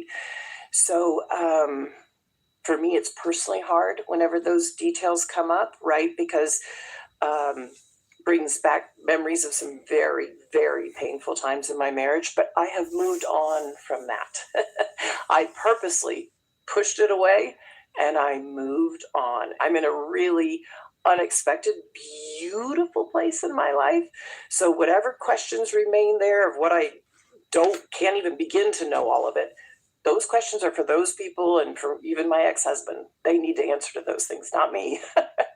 Well, and I am so happy to be away from all the muck that was there. I have to put more words to the muck for context for our listeners. The emails in the files suggest that Bill Gates had additional affairs and that he tried to get medication to treat a sexually transmitted infection and that he was going to give you the medicine without you knowing. His representative has said all of this is false. It is not on you to have to respond to the details of that alleged behavior, but I wonder what your dominant emotion. So what y'all think? This is Melinda Gates. Everybody talking about Trump this, Trump that, but it's all about Gates and Bill Gates and Bill Clinton. And here it is right here. She left her husband because of Bill Gates messing around with Jeffrey Epstein. Here it is right here. Our unit, talking about sources. But Professor Ned's getting it to you right here in the raw. I'm not saying he's right or wrong. I'm just saying here it is right here. There you go. Is when you read these news articles with these details. Sad. Just unbelievable sadness. Unbelievable sadness, right? You don't see Melania up there. And again, I'm able to take my own sadness and look at those young girls and say, my God, how did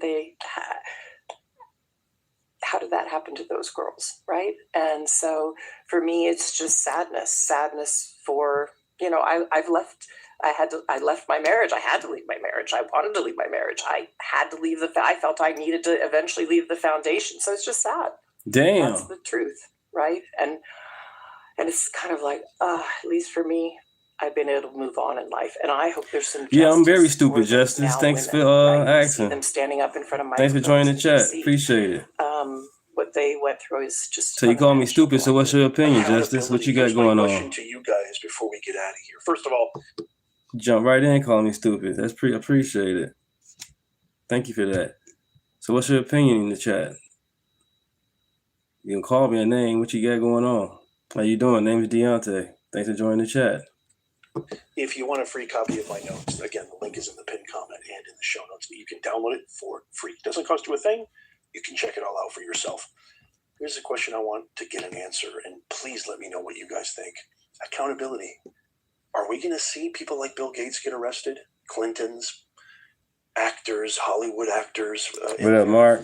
Peter Attia's whole entire longevity practice, this Dr. Attia. There's all sorts of people coming out now that are just insinuated in the worst way imaginable. Are we going to see some accountability? And who would you like to see get arrested first? Let me know in the comments down below. Please tap that thumbs up. If you love America, doesn't cost you a thing. Check out these videos coming up on the screen.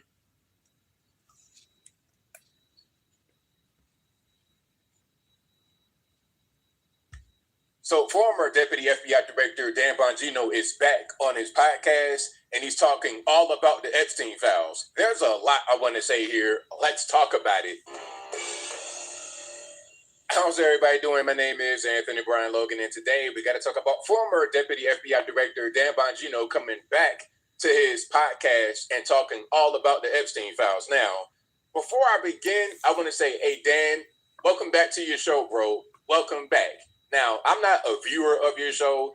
I don't really watch political YouTubers because I don't want to give an unoriginal thought to you guys. If you're watching Dan and me and other guys, I suspect you want different points of view, not the same point of view, just in different voices. So I don't really watch him, but I see him clipped a little bit, and I know that's his passion. And I know once he went to the federales, it was not his lane. I saw him on Fox News talking about, I missed my YA thing. I'm in these four walls all day. I knew he wasn't going to last. And that outburst he had in the summertime of 25 was ridiculous, talking about you're going to cuss out Pam Bondi and go home and go AWOL.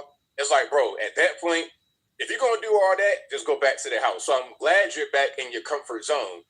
Now he's speaking about the Epstein files. There's a lot I want to say about that, but before I go any further, let's get straight to the video. Of course, I will link to this in the description box if you want to see it and hear it without my commentary. If you're on IG, Facebook, etc., visit a link in the bio. Go to the corresponding article on the website. But without further ado, let's go ahead and roll it. But it was a level 10 problem. It was never going to please everyone. The person I thought at the time who nailed what the issues were with this was our good friend Mike Davis. I'll play the CNN one clip next, but throw up Davis's tweet. There were a ton of problems with this. There was grand jury material. There was he put this out. He said, anyone who kids deserves the death penalty. Amen. Here's the problem with the Epstein invest. The FBI doesn't have the evidence many thought it did. I want to see the files, folks. I said, don't let it go. I meant it. We got elected. We looked at it. The file was not what was in there. Right, Sauce. You can't do that, man. There are not tapes with powerful men. Equally yoked. Not a list. Epstein's Rolodex was already public. The file's largely unreleasable for many reasons, including grand jury material, which they're moving to get a lot of that out. Court records under seal, child pornography that was downloaded from the internet.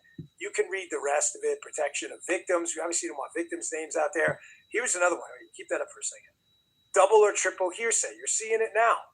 You're seeing on Twitter, like this guy said Joey Bag of Donuts, cut this woman with a razor, or what this young girl while you're like, wow, that's a really horrible story. It's terrible. And then you find out Joey Bag of Donuts was some famous athlete who was playing a game in Phoenix that night. Like a lot of this stuff was just people called, not all of it. This is an extremely serious case. Let me be crystal clear. But that doesn't mean every single tip that came in, had any kind of veracity to it at all. A lot of the stuff was clearly debunked. He said, does anyone believe Bondi, Patella, Bongino would cover up for Bill Clinton or Bill Gates? It didn't even make sense. I was all over this case on my show. The Trump DOJ wanted to be fully transparent, but it couldn't at the time for the reasons above. It's not going to satisfy many, and that's fine. But folks, I'm not going to spend the next 2 years talking about it. This administration got you the information. You can all look at it. And a lot of people are using it to divide us from the inside. Those are just the facts. That's just the way it goes. And by the way, the dividing people from the inside thing is not working. A lot of this is bullshit. A lot of it is foreign operations designed to make us divorce ourselves from the inside. Current thing, everything. It is a deadly serious case. There is zero doubt about it. Everyone in the administration treated it as such. Everyone from the start. But it was not, it was a level 10 problem. I can prove it to you. No one else had solved it in the past. Correct? Those are just the facts. All right, there we go. So there's a lot here. First of all, okay, again, Dan, I'm glad you're back doing what you like to do. But the issue with this whole, they're using it to divide us, you are part of the problem here, sir, because on your show, on the Dan Bongino show, you, for, I'm not sure how long you did it, bro, months, years, we're talking about Epstein files. He's been around for a while, Anthony. We're going to get down to the bottom. His name is Anthony Brian Logan. He's been around for a while now. Of it, we're going to drain the swamp. We're going to do all these different things. And then once you get to become the deputy FBI director, nothing happens. Now, Thank you.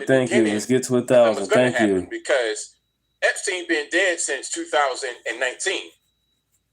Epstein's been dead since 2019. So if nothing has happened thus far, and nothing going to happen. Especially, like, the main thing that really let me know this was going to be the case was when they're talking about Trump and the Epstein files. You know, people saying, Trump's in the Epstein files, Trump's in the Epstein files. And then once you get Joe Biden in there for 4 years, there's nothing about Trump in the Epstein files. There's no disclosure. And of course, that would have been easy to use that against Trump to keep him out of the White House. That would have been very simple. Just put that out there. If it's all about Trump and that's it, put that out there and then he's finished. Rather than doing that, what did they do? They're going to people like Letitia James and Fonnie Willis, trying to make these people throw their lives away on the coming mission to try and keep Trump out of office. Okay? And those who were supporting their efforts, the higher-ups, knew full well they had no case. But I guess the thought process was if we make Trump look bad enough, he won't be able to succeed. I mean, the thing that would have made him really look bad was the Epstein files, but they didn't do that because ain't nothing there. It's allegations, accusations, but it ain't nothing there. Now, speaking about allegations, accusations, Elon Musk was in the Epstein files. Okay, he's in the Epstein files. And he's like trying to say, they wanted me to go on the plane and I didn't want to go. They wanted me to go on the island. I didn't want to go. And I believe him. But see, the problem is people are in the Epstein files and his accusations laid at their feet. And it can be hard to overcome that even if you're totally innocent. Or thank you, Salty. Appreciate it, man. Let me just read what Elon said, then I'm going to explain more about really that. Appreciate it. He said, this is how I knew so long ago that Reed Hoffman went to Epstein's island. Epstein used Reed being there trying to get Thank you, guys. Thank you. Let's get to 1,000. Like and subscribe. Let's get to 1,000. 1,000 subscribers. Let's get it. Again, he's in the Epstein file. See it right there. Elon Musk, Epstein to Elon. I guess they've been emailing back and forth. Elon said, well, look, I never went to the island. I never did anything, et cetera, et cetera. But see, here's the problem. Remember when Elon and Trump had a little breakup a while back? That really big breakup that happened. I think they kind of like back together, back on good terms now. Remember that first really big breakup between Elon and Trump? What did Elon say? Oh, Trump's in the Epstein files. I'm like, okay. So what does that mean? Being in the Epstein files does not mean you did anything wrong. Because when you're investigating people, you're going to put people in there who could be linked to it in some kind of way. An accusation. Somebody calls the FBI with a tip. It could be phony or not. You're going in the file. Same thing with Elon. In this case, there was some emails, but there was nothing nefarious done. There was no actual child trafficking or nothing like that on behalf of Elon Musk. Okay, and then same thing, Russell Wilson, NFL football player. Now, the original tweet here is not available, but it was saying that he's in the Epstein files and he was trying to buy his plane, trying to buy Epstein's plane. But he says, nope, absolutely not. Not today, Satan. Some random plane broker tried to sell me a plane. I had no idea whose plane and never bought the plane, never talked or never met the man. Thank God. Okay. See, you can explain yourself like that, but what if people don't believe you? Just by being in the Epstein files alone, that's enough to pretty much bury you, ruin you, or invoke doubt in the mind. That's me and the mayor of Chicago, west side of Chicago on Austin. Did a walk and run 5K, me and the mayor. I was a Democrat, now I'm a conservative Republican. This is Chicago's mayor. Of those who may support you. Like and subscribe. Now, there's also other people that got mentioned. I think Jay-Z was in the vows. I've not heard anything from Jay-Z at all. He's been radio silent. There's also Bill Gates. Now, I'm going to give you Bill Gates as an example as I wrap it on up with the bone top.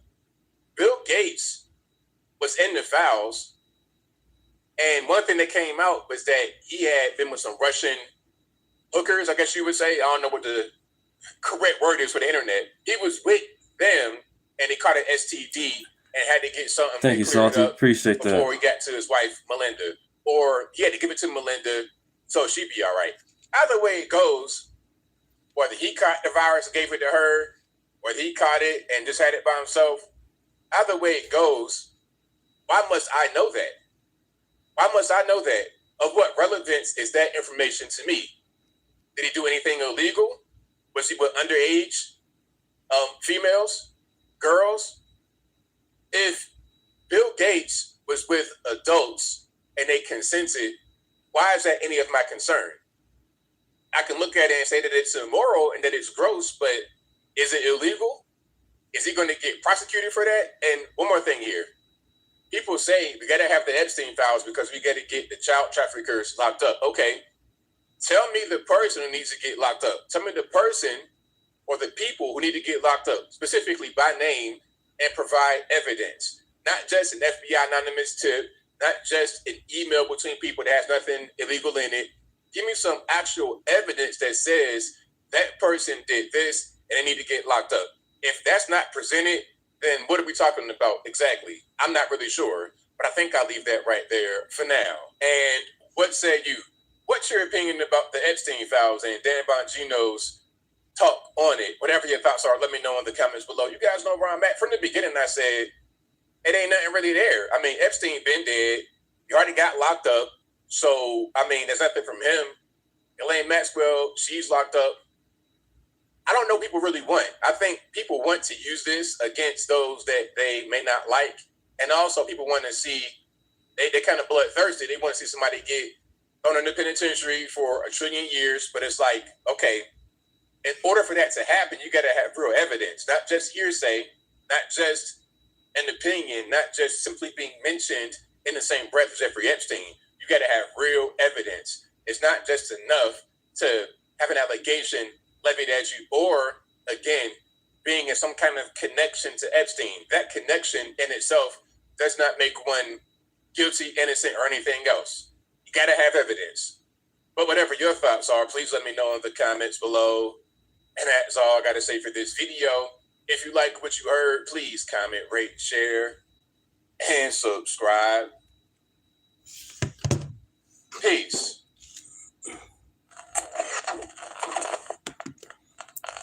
Amazing.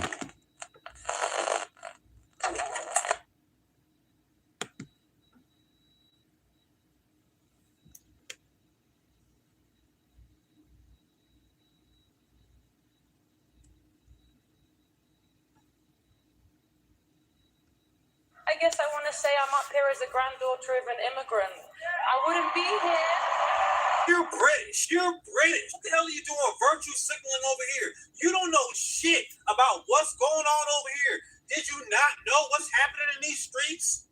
It's because of a popular vote? Now, how about you worry about your own damn country being overrun by the people with the squiggly letters? Did you know y'all can't even speak freely about them people no more? Without getting locked up, you can't even make a social media post about certain things without going to jail. Before we get today's video started, I have to make a confession.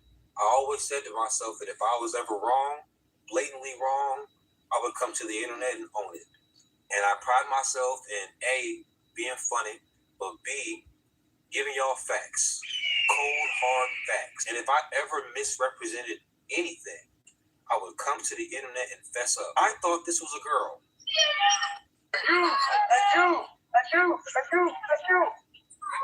We're ready for you. We're here to stand strong, brothers. Guys, think about that. I want you in my arms.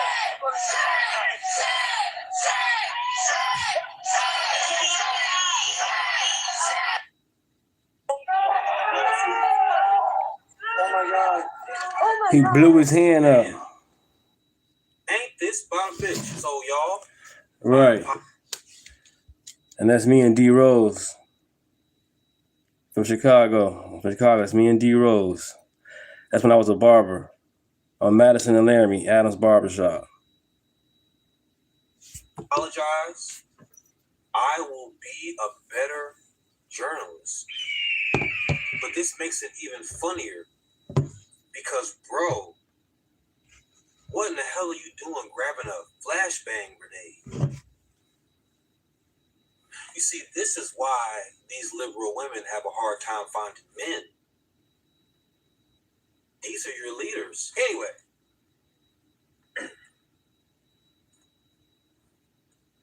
Why don't y'all tell me I had crust in my eyes? Anyway, I did something that I haven't done in a very long time. I watched the Grammys, so you don't have to. These are my thoughts on the first 45 minutes of the Grammys.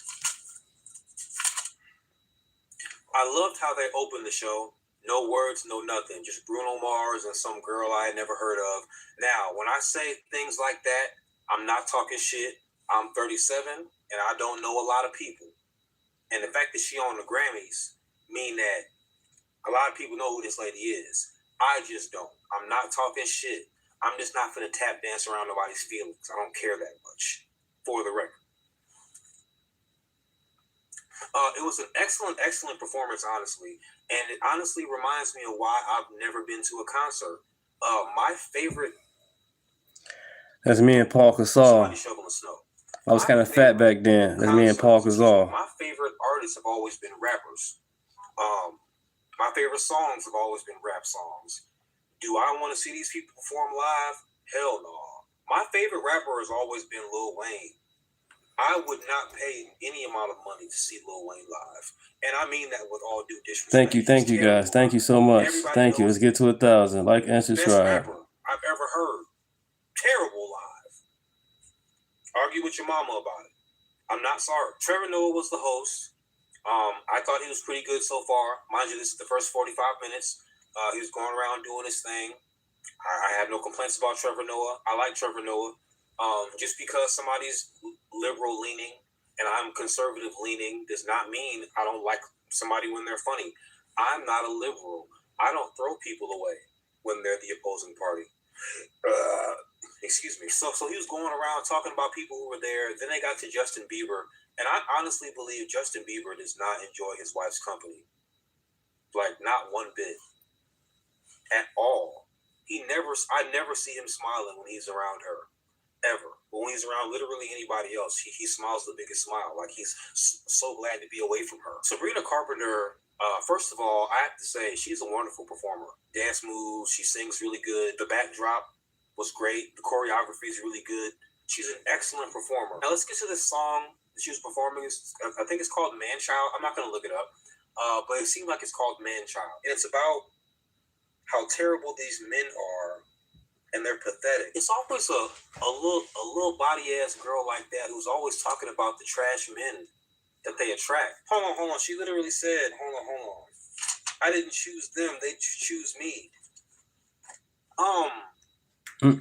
Don't you realize that if you constantly attract trash men, your coochie is a trash can? You need to look at the energy you're putting out into the world, little mama. And then all of you women who relate to this song so much about these pathetic men, and you're describing really pathetic men in this song. Like, truly pathetic. Like, yeah, that's true. If I'm not there, it won't get done. What kind of men do y'all date? I know what kind of men y'all date. Liberal men. Because y'all don't date conservative men. Y'all date these liberal men. And these liberal men are the ones who got y'all writing these songs about these bitch-ass men. It was an excellent performance, though. Excellent. Kendrick Lamar, the Trevor Noah, Kendrick Lamar jokes were pretty good. Really good, actually. He said, I was going to have some jokes for you, but I know what you do to light-skinned dudes from different countries, so I'm good. It was corny and excellent. I love it, love it, love it. Queen Latifah and Doechii presented Kendrick with his award, one of them awards he was nominated for, and now he has more Grammys than Jay-Z, which is the most rap Grammys of all time. And can I please say, Queen Latifah looks so damn good. And I know she's a lesbian. Excuse me, I don't know she's a lesbian, but I've heard she's a lesbian. I'm pretty sure she's a lesbian. Like, I've never heard anybody not saying Queen Latifah's a lesbian. So I'm not trying to hit on her or nothing like that. She looked amazing with her fine ass. Lord have mercy. When I was a boy, like, think about Queen Latifah from Set It Off. Ain't that crazy? Just fine. Fine. So then we went through the best new artists. I hadn't heard of a lot of these people. The Marias, they were weird. She's a singer. The performance was She's a weird. rapper. It was also mid. Addison Rae, she gave a good performance. It was good. But when she was performing, though, I started thinking, I'm honestly wondering what happened to all the body positivity. I didn't see any fat people. Where were all the fat people on stage and in the coverage? I didn't see anyone. That was a big thing, right? We're supposed to be representing all the fat people, all the body types in America. And I didn't see you make enough of an effort to present the different body types in your choreography, any of you people, especially Sabrina Carpenter. Everybody was in shape. I don't appreciate that. Do better. Cat's Eye, they gave an awesome performance. I don't understand why people like the song, though. I mean, it's got a good beat. The DJ is amazing in the song, but they just say the same words over and over again. I'll never understand those songs that get like super viral, that are like 17 words, but that ain't for me to understand. Right, mister. Right. Understood shit like that, we wouldn't have around the world. You know what I'm saying? So it ain't for me to understand. Y'all got it. Do your thing. But their performance was awesome. Leon Thomas killed it. He was killing that guitar. Like, if you play the guitar and sing at the same time, you killing it. Just like Bruno Mars. Like, amazing.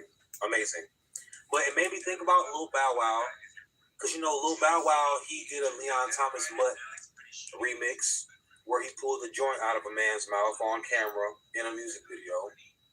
So that kind of stains Leon Thomas's legacy, unfortunately, because Bow Wow had the nerve to take a joint out of a man's mouth. There were women in the music video, but he said, I'm going to take a joint out of a man's mouth and then hit it. That's tough, man. Alex Warren, he was good. He had a problem with his earpiece, I think, but he was on some rising thing. He gave a good performance. He looked pissed at the end of the performance because he had an issue going on. But so that made the performance a little mid. But I understood the idea, and this song it's not really made for a bunch of upbeat ass yada yada. So I get it. But they messed up backstage or something. I don't know what happened. Lola Young, I was kind of prepared to roast this girl in my mind.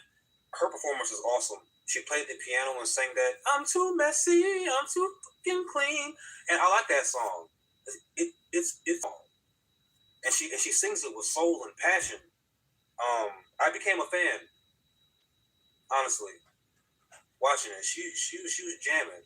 It reminded me of when I became a real Lady Gaga fan. Like, I've been a Lady Gaga fan since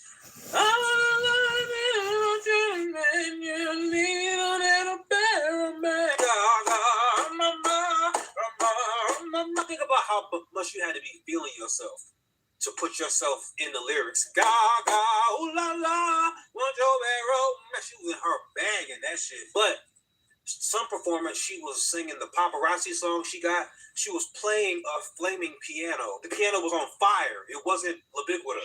You hear me? She was playing a flaming non-Libiquita piano, and she was breaking glass bottles at the same time.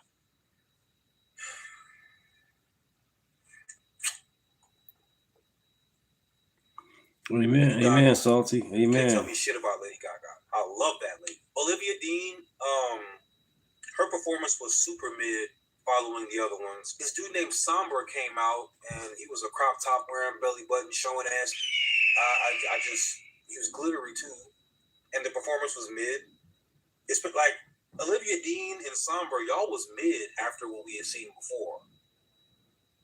Not sorry. They should have had y'all before them. That was not nice. And then, of course, they gave Best New Artist to the most mid performance, Olivia Dean. The song was the most mid song, the most mid performance, the most mid dance moves, the most mid everything, the most mid outfit. Everything about her performance was mid compared to everybody else, and her song was mid compared to all the other songs I got the pleasure of hearing that night. And she won Best New Artist. What do you know? And then during her acceptance speech, Yes, I want to say I'm up here as a granddaughter of an immigrant. I wouldn't be here. I look her up. Bitch, you're British. You're British. What the hell are you doing virtue signaling over here? You don't know shit about what's going on over here. Did you not know what's happening in these streets? It's because of a popular vote? And how about you worry about your own damn country being overrun by the people with the squiggly letters? Did you know y'all can't even speak freely about their people no more? You can, without getting locked up, you can't even make a social media post about certain things without going to jail. You want America to become what the squiggly letter invasion did to the UK? Shut your ass up.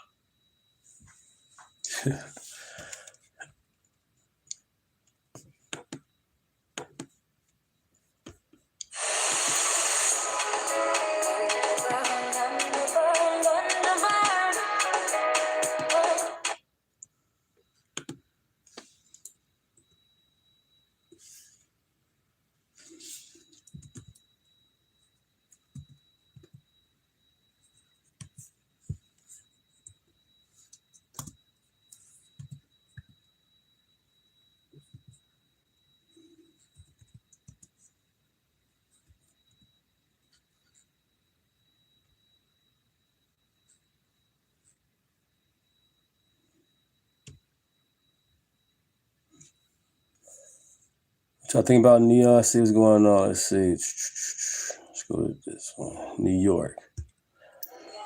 Live from New York, people. It is snowing, and the sanitary. This is New York, y'all. What y'all think about New York? You ever been to New York? Behind and picking up. This is a mountain garbage right here. It stretches almost the whole block. Setting that. So I'm walking on 89th Street in between York and East End, which is the closest street to Mayor Mamdani's house. It is completely trashed. I just want you to show you how disgusting it looks.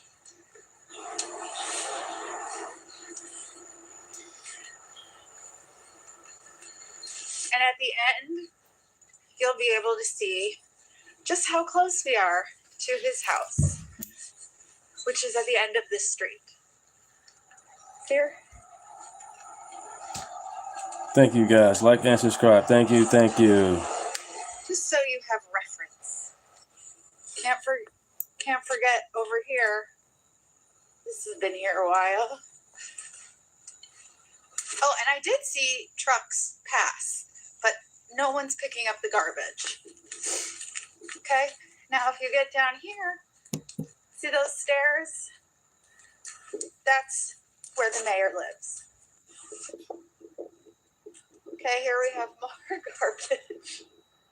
I mean, it's just such a joke at this point, and it's been like this for days. This is my dog walking street. Yo, Zoran, where are you? Where is Zoran Mamdani? The streets of New York looks like a fucking dump. You have garbage piled the fuck up to the top. You have snow all over the fucking place. Boy. So we gotta talk about socialist mayor Zoran Mamdani. We have some more bad news for him. Last time we talked about the mayor, you had some of his own supporters, voters, outside of his mansion, basically saying that they regret voting for him. Okay, that they're not satisfied with the fact that he's not keeping his campaign promises. And it looks as if you have more frustration that is coming the way of the mayor due to what appears to be piss poor management of the city's winter storm, right? New York City, like a lot of the country over the past week or so, has experienced some extreme winter weather, right? It's basically cold everywhere in the United States of America right now, except, very few places. And New York experienced a storm, and you have bodies now piling up in the street, literally, because homeless people are dying due to Zoran's policy of not clearing homeless encampments on the street. Now, this is especially egregious because Eric Adams, the mayor before Zoran, had an explicit policy in place to not allow homeless encampments on the street, which would force homeless people to actually be inside of a shelter. And Zoran said that was cruel, right? It was cruel to force people who didn't know any better or did not have the mental capacity to make the best decision for themselves to seek shelter, right? During this winter storm. And as a result, now you have, again, bodies piling up. You have 16 deaths that have been confirmed thus far. And this is Zoran basically confirming that, people are dying under his watch because of his policy. Everyone, I want to begin with just a few words about the winter weather that continues to linger across our city. First, city workers continue their remarkable efforts to lift millions of tons of snow off of city streets. GSNY workers have worked relentlessly to melt over 122 million pounds of snow and to lay more than 209 million pounds of salt across New York. As of 8 a.m. this morning, workers have cleared 44,646 crosswalks, 16,532 bus stops, and 9,764 fire hydrants. A severe cold front continues to bear down on our city. Today is our 11th consecutive day of below freezing weather, and we could very well be in the middle of the longest period of consecutive sub-32 degree weather in our city's entire history. Without temperatures rising above freezing, snow has hardened into blocks of ice. But the greatest danger posed by this sustained cold is to vulnerable New Yorkers who remain exposed to the elements. As of this morning, 16 of our fellow New Yorkers have passed away outside during this brutal stretch of cold. In 13 of these cases, preliminary findings indicate that hypothermia played a role, and 3 of these deaths appear to be overdose deaths. We await final results from the medical examiner's office and will inform New Yorkers as we learn more. Yeah, so you've seen that, you heard that. Now, again, why did they freeze to death? Well, because of Zoran's policies, right? He did not force them to seek shelter, to get off the streets, and as a result, they died. Okay, now leftists call this compassion, right? This is the warmth of collectivism, right? Having people freeze to death. You also have trash piling up, rat-infested trash piling up on the streets as well, too. Okay, this is now going viral as you have people taking videos of New York City looking like a third world dump, right? Amazing. Saying this is all over the city in Manhattan and other parts of the city as well, too. Okay, you have Michael Rappaport showing what's going on. Look at this. This poor bastard ain't getting out until the spring. Look at this. Dirt a week after the snowstorm. Look at this. Dirty shit. Look at this. I don't know what this guy's going to do. This guy, call your insurance company. Look at this. Dirt. Where's the mayor? Clean this up again. Garbage everywhere. Dirty snow. What do you do with this? Where's your shovel now, Mandami? Look at this. You know how many people fall, break their ankles? Look at this. This is New York. Start spreading the news. And this is on the Upper East Side. 3 minutes from where the mayor lives. Look at this guy. Look at this. Look at this. That's crazy. This guy's never getting. Look at this. Look at this. Well, I mean, you voted for it, right? I mean, that's what y'all voted for. You voted for the third world. This is what you're getting. So, again, Zoran is facing some criticism over the city's response to this disaster thus far on multiple fronts. The havoc this deep freeze and last week's snowstorm have wreaked across New York. And one problem you literally can miss, towering piles of trash bags sitting for days. Eyewitness News reporter Lauren Glassberg got a first-hand look at the mess that has been growing by the day. She's live on the Upper East Side. Lauren? Oh, that's a pile, all right. Well, I can tell you that Yeah, it seems like this, Sade. That's crazy. That's what they voted for. Every street, just to be clear. They want everything free healthcare, free trash, whatever. The sanitation That department shit's silly. says that trash collection is delayed by about 24 hours, as are recyclables, but New Yorkers should expect to see some relief soon.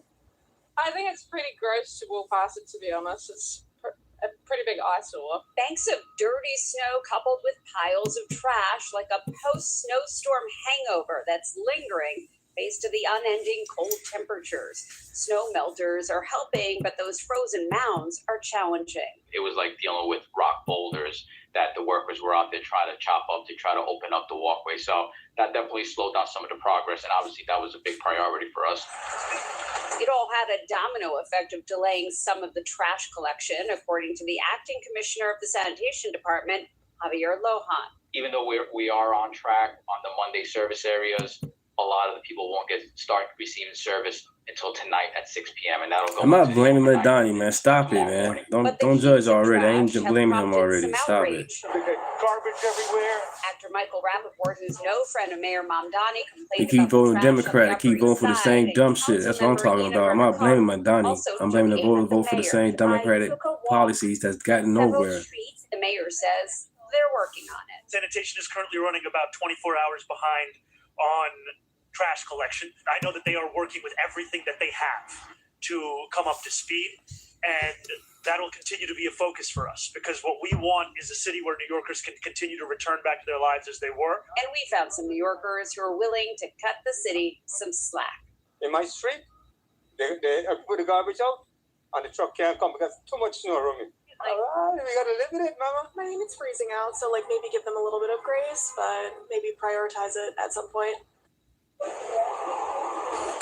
Well, these piles right here should be collected within the next 12 hours. The sanitation department says crews are really being split between snow removal, which is continuing, and trash pickup, but things should be improving soon. Live on the Upper East Side, Lauren Glassberg, Channel 7 Eyewitness News. Yeah, I got a feeling that we're going to be seeing a lot of cope over the next few years or so from New Yorkers when the socialist mayor is unable to accomplish basic things, right?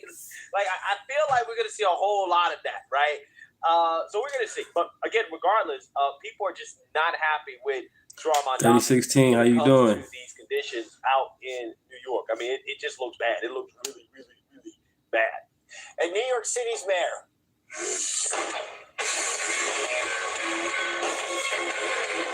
It's a clip from News and Max. The new year already It's a clip gone. from it. January 2026 is now in the books. That also means the first. Hey, our units. Okay, whose sources should I look at for it then? Who shall I put on the video? Who you got in mind, source? Yeah, The unit. mayor's first big test.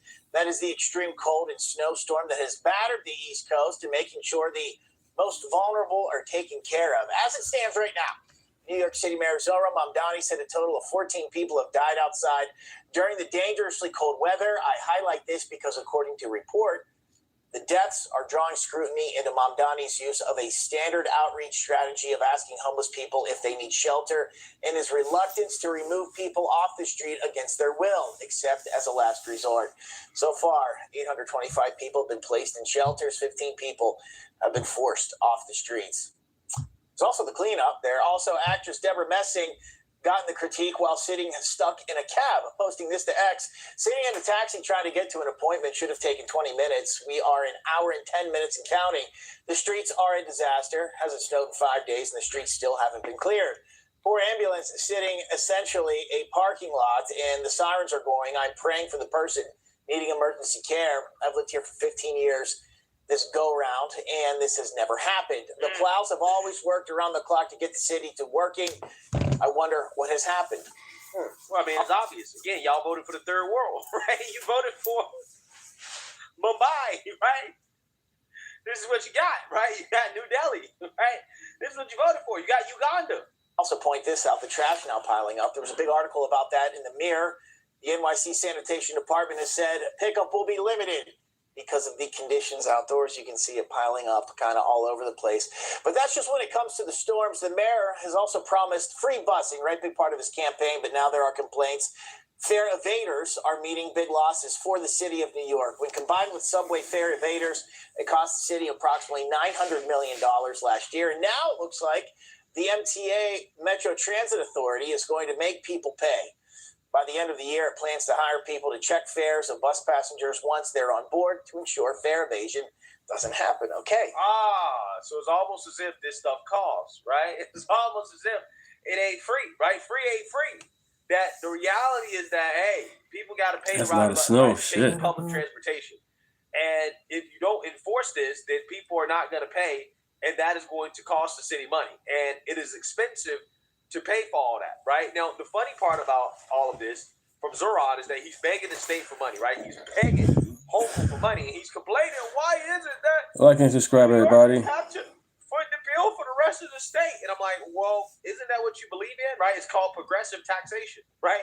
You believe that the rich should subsidize everybody else, right? And for whatever reason, he has a problem with New York City subsidizing the rest of the state. Ain't it funny how that works, right? Progressivism, progressive taxation apparently does not work when New Yorkers or New York City has to foot the bill for everybody else. Hilarious. Got to make sure you're not riding for free. Let's look at some of the crime stats released just today as well. Going to give them this citywide, according to the City of New York. Overall major crime was down about 6.7%. You can see the numbers there. Shooting incidents declined in January by 20%. Murders down 60%, but there is one category that is up majorly. The number of bias incidents investigated by the NYPD's Hate Crimes Task Force increased by more than 152%. Specifically, anti-Jewish hate crimes, they have increased by a whopping 182%, which accounted for more than half of all the hate crime incidents in January. Okay, first month in the books. Yeah, so we're going to see if that sticks when it comes to crime. But regardless, we're already seeing some cracks in the armor, right? We're already seeing people say, hey, this socialist experiment, this guy has no experience whatsoever running anything. And, people are already starting to see the results. But we're going to see, right? We're going to see. It's still early. Don't want to be too hard on Zoran, right? Give him a chance. But my gut feeling is that you're going to see a lot more of this moving forward into the future. But, hey, let me know what you guys think. Make sure you like, comment, and subscribe. Most importantly, share a Black Conservative perspective. Peace.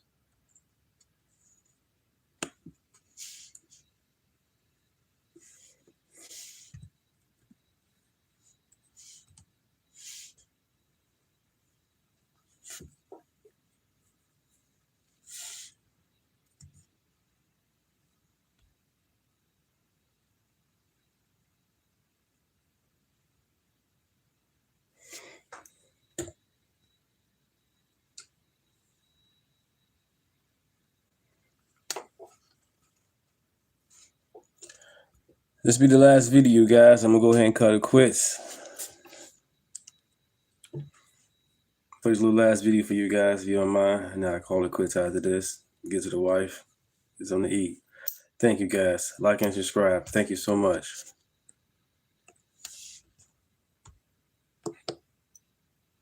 Yeah, I got a new show. Got a damn good show. All right, so this is Sha'Carri Richardson. She's pretty much begging this cop to let her go. Hey, to give you some context, this is one of the fastest women the world has ever seen. But she's driving this Aston Martin. She's fast on the track and fast on the street. That's why he pulled over. Check out what she did and how she's begging this cop to let her go. Poor thing. Flashing them to get out of your way, are you? Let's give you a path to get past them. See what you do.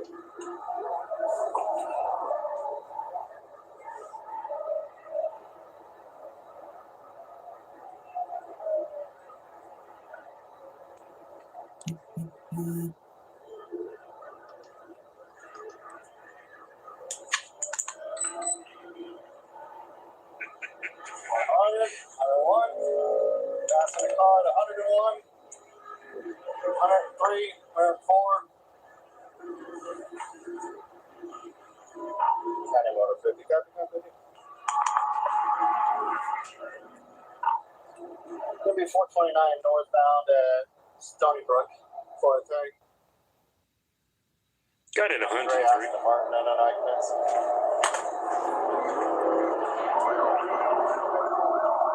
He's doing 103.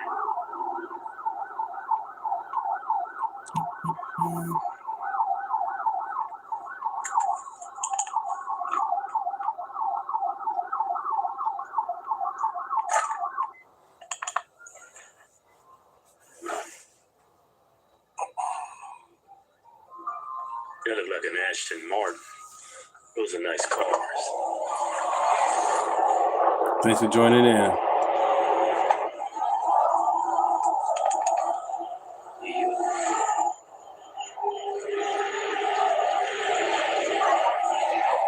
would wipe that smile off your face. I'm Sergeant McNair with the North County Sheriff's Office. You're being stopped for dangerous excessive speeding. I understand my tire in the back is like the number 29. So you're driving at 100. Hold on. You're driving at 104 miles an hour in a 65 mile an hour zone. Why, it's a laptop, touchscreen and everything. Flashing people to get out of your life, out of your way, following too close, using every lane to pass everybody, cutting me off, passing a car on the inside shoulder with their hazard lights on. Cut him off. You're going to jail for dangerous excessive speeding. I'm so sorry. I did not mean to do that. My phone, I didn't even know my car was speeding. That's why they give you a speedometer. Man, Shakira, you just need to shut up. She, you know what her problem is? You know what? You know what her problem is? She thinks she can talk her way out of this. She can't. I didn't know I was speeding. You was doing 104 miles an hour in an Aston Martin. How do you not know you're speeding? Come on. I totally understand. I communicate with you, sir. I really do not want to go to jail. Most people don't, but you got to think about that before you do the speed. I need your license, your registration, and your insurance. You were speeding. I was. I totally didn't know. If you look at my phone, my buddies right here, they jump around. My phone is sitting here and it's still on here. I literally see it's not even in normal mode, and I see that I apologize.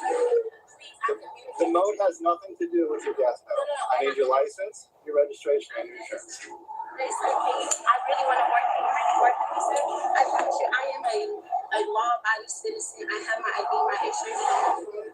There was no intention of me speeding today, and I promise you, sir. Is this a good address for you, Lake Valley Drive? Yes, sir. I'm here. I love you, sir. Please work with me. I promise you. I don't know what work with you means. Not work with me. I understand that I will take the ticket. I will show you. No, like I told you, you're going to jail. Please don't allow me to go. Please, sir. Please. Listen to me. Please, sir. Man, I'm waiting for this girl. Sir, I'll suck your dick. Damn. Wasn't expecting that. I got pulled over doing 100. The cop said, "You know what? You need to slow down." But I think the only thing that saved me, I was in uniform, Marine Corps, simplified devil dog. He let me go. He didn't even write me a ticket. He let me go with a warning. Really? I was doing like 80. He was white man, blonde hair, blue eyes, the worst kind. It's cold up here in Rockford too. Supposedly. Nothing you say is going to change that. You are going to jail. Sir, am I going to jail? Yes. Sir, I really was not intentionally speeding. That's even more scary. That means that you're doing things unintentionally on a task that requires all your attention. Please, I'm begging you. You're going to have a little bit of time to make some phone calls. You are going to jail. I am towing your car. I think that cop would have went for it. Please, sir, don't take me to jail. I will do everything. No. I will do everything. You have two. Damn. She said she would do everything. Yeah. What does everything mean? She sounded like one of those call girls. I do everything. I do everything, baby. She didn't say that. Sure, she said that. She said, I do everything. No, she didn't. Look, go back. You see what she said. Make some phone calls. You are going to jail. I am towing your car. Please, sir, don't take me to jail. I will do everything. No. See? She said that. I would do everything.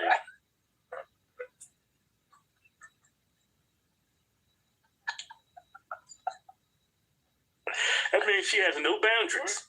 You think so? I will do everything. I tell you what, if I was a cop, I pull you over, you just give me a little act, I say, everything, huh? Let's go into this everything thing. I'm gonna pull over by this Quickie Mart right here. I'm gonna go in there and get me something to drink and we talk about it. Do everything. You have two options. My tire, sir, please. Listen, you have two options. Please, sir.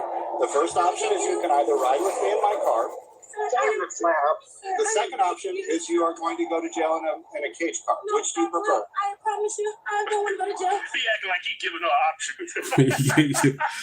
Right. Like he's being nice or something. Yeah. You're going to but no, he's jail. gotta do that. I'm right here. I have a team here, but I have a coach, everything. So I was not intentionally doing anything, and I am. You're not listening. You're repeating yourself and not listening. Nothing you say is going to change. So I want All right, so make some phone calls, let people know that you're going to have a $500 bond. $500 bond. They have a new law in Florida, right? Mm-hmm. And this is why she's going to jail. This is why. So they're not taking her to jail because she's black? It has nothing to do with that. Well, it doesn't help. Maybe if she had on a Marine Corps uniform, it would help. But this is why she's going to jail. Meanwhile, an American Olympic sprinter is in trouble with the Florida law. Orange County deputies arrested Why are you smiling? Why are you smiling in your mugshot? Do you have any respect? Oh, man. Ari Richardson last night for going 104 miles an hour. Deputies say the Claremont native was dangerously tailgating and driving across lanes to pass other drivers. Florida enacted a super speeder law last July. It targets anyone driving faster than 100 miles an hour or anyone going over the speed limit by 50 miles an hour. The first offense can lead to 30 days in jail, a $500 fine, or both. Thank you guys. Appreciate it. 70 drivers were charged in the first month that law took effect. So you know what that means, everybody. Don't hit 100. You can hit 98, 99, 97. It says up to 100. Well, it says also anything over 50 miles an hour. Well, think about it. Anything over 50 miles over the speed limit, I should say. Well, the average speed limit on the freeway is, 65? Yeah. That's what, 110? 110. It's 110. You don't know your math? 65 plus 50. That's 115. You're right. You're right, man. 115. Please, sir. Please, I do everything. They I wonder if stupid. she did something like this before. Yeah, she probably did everything.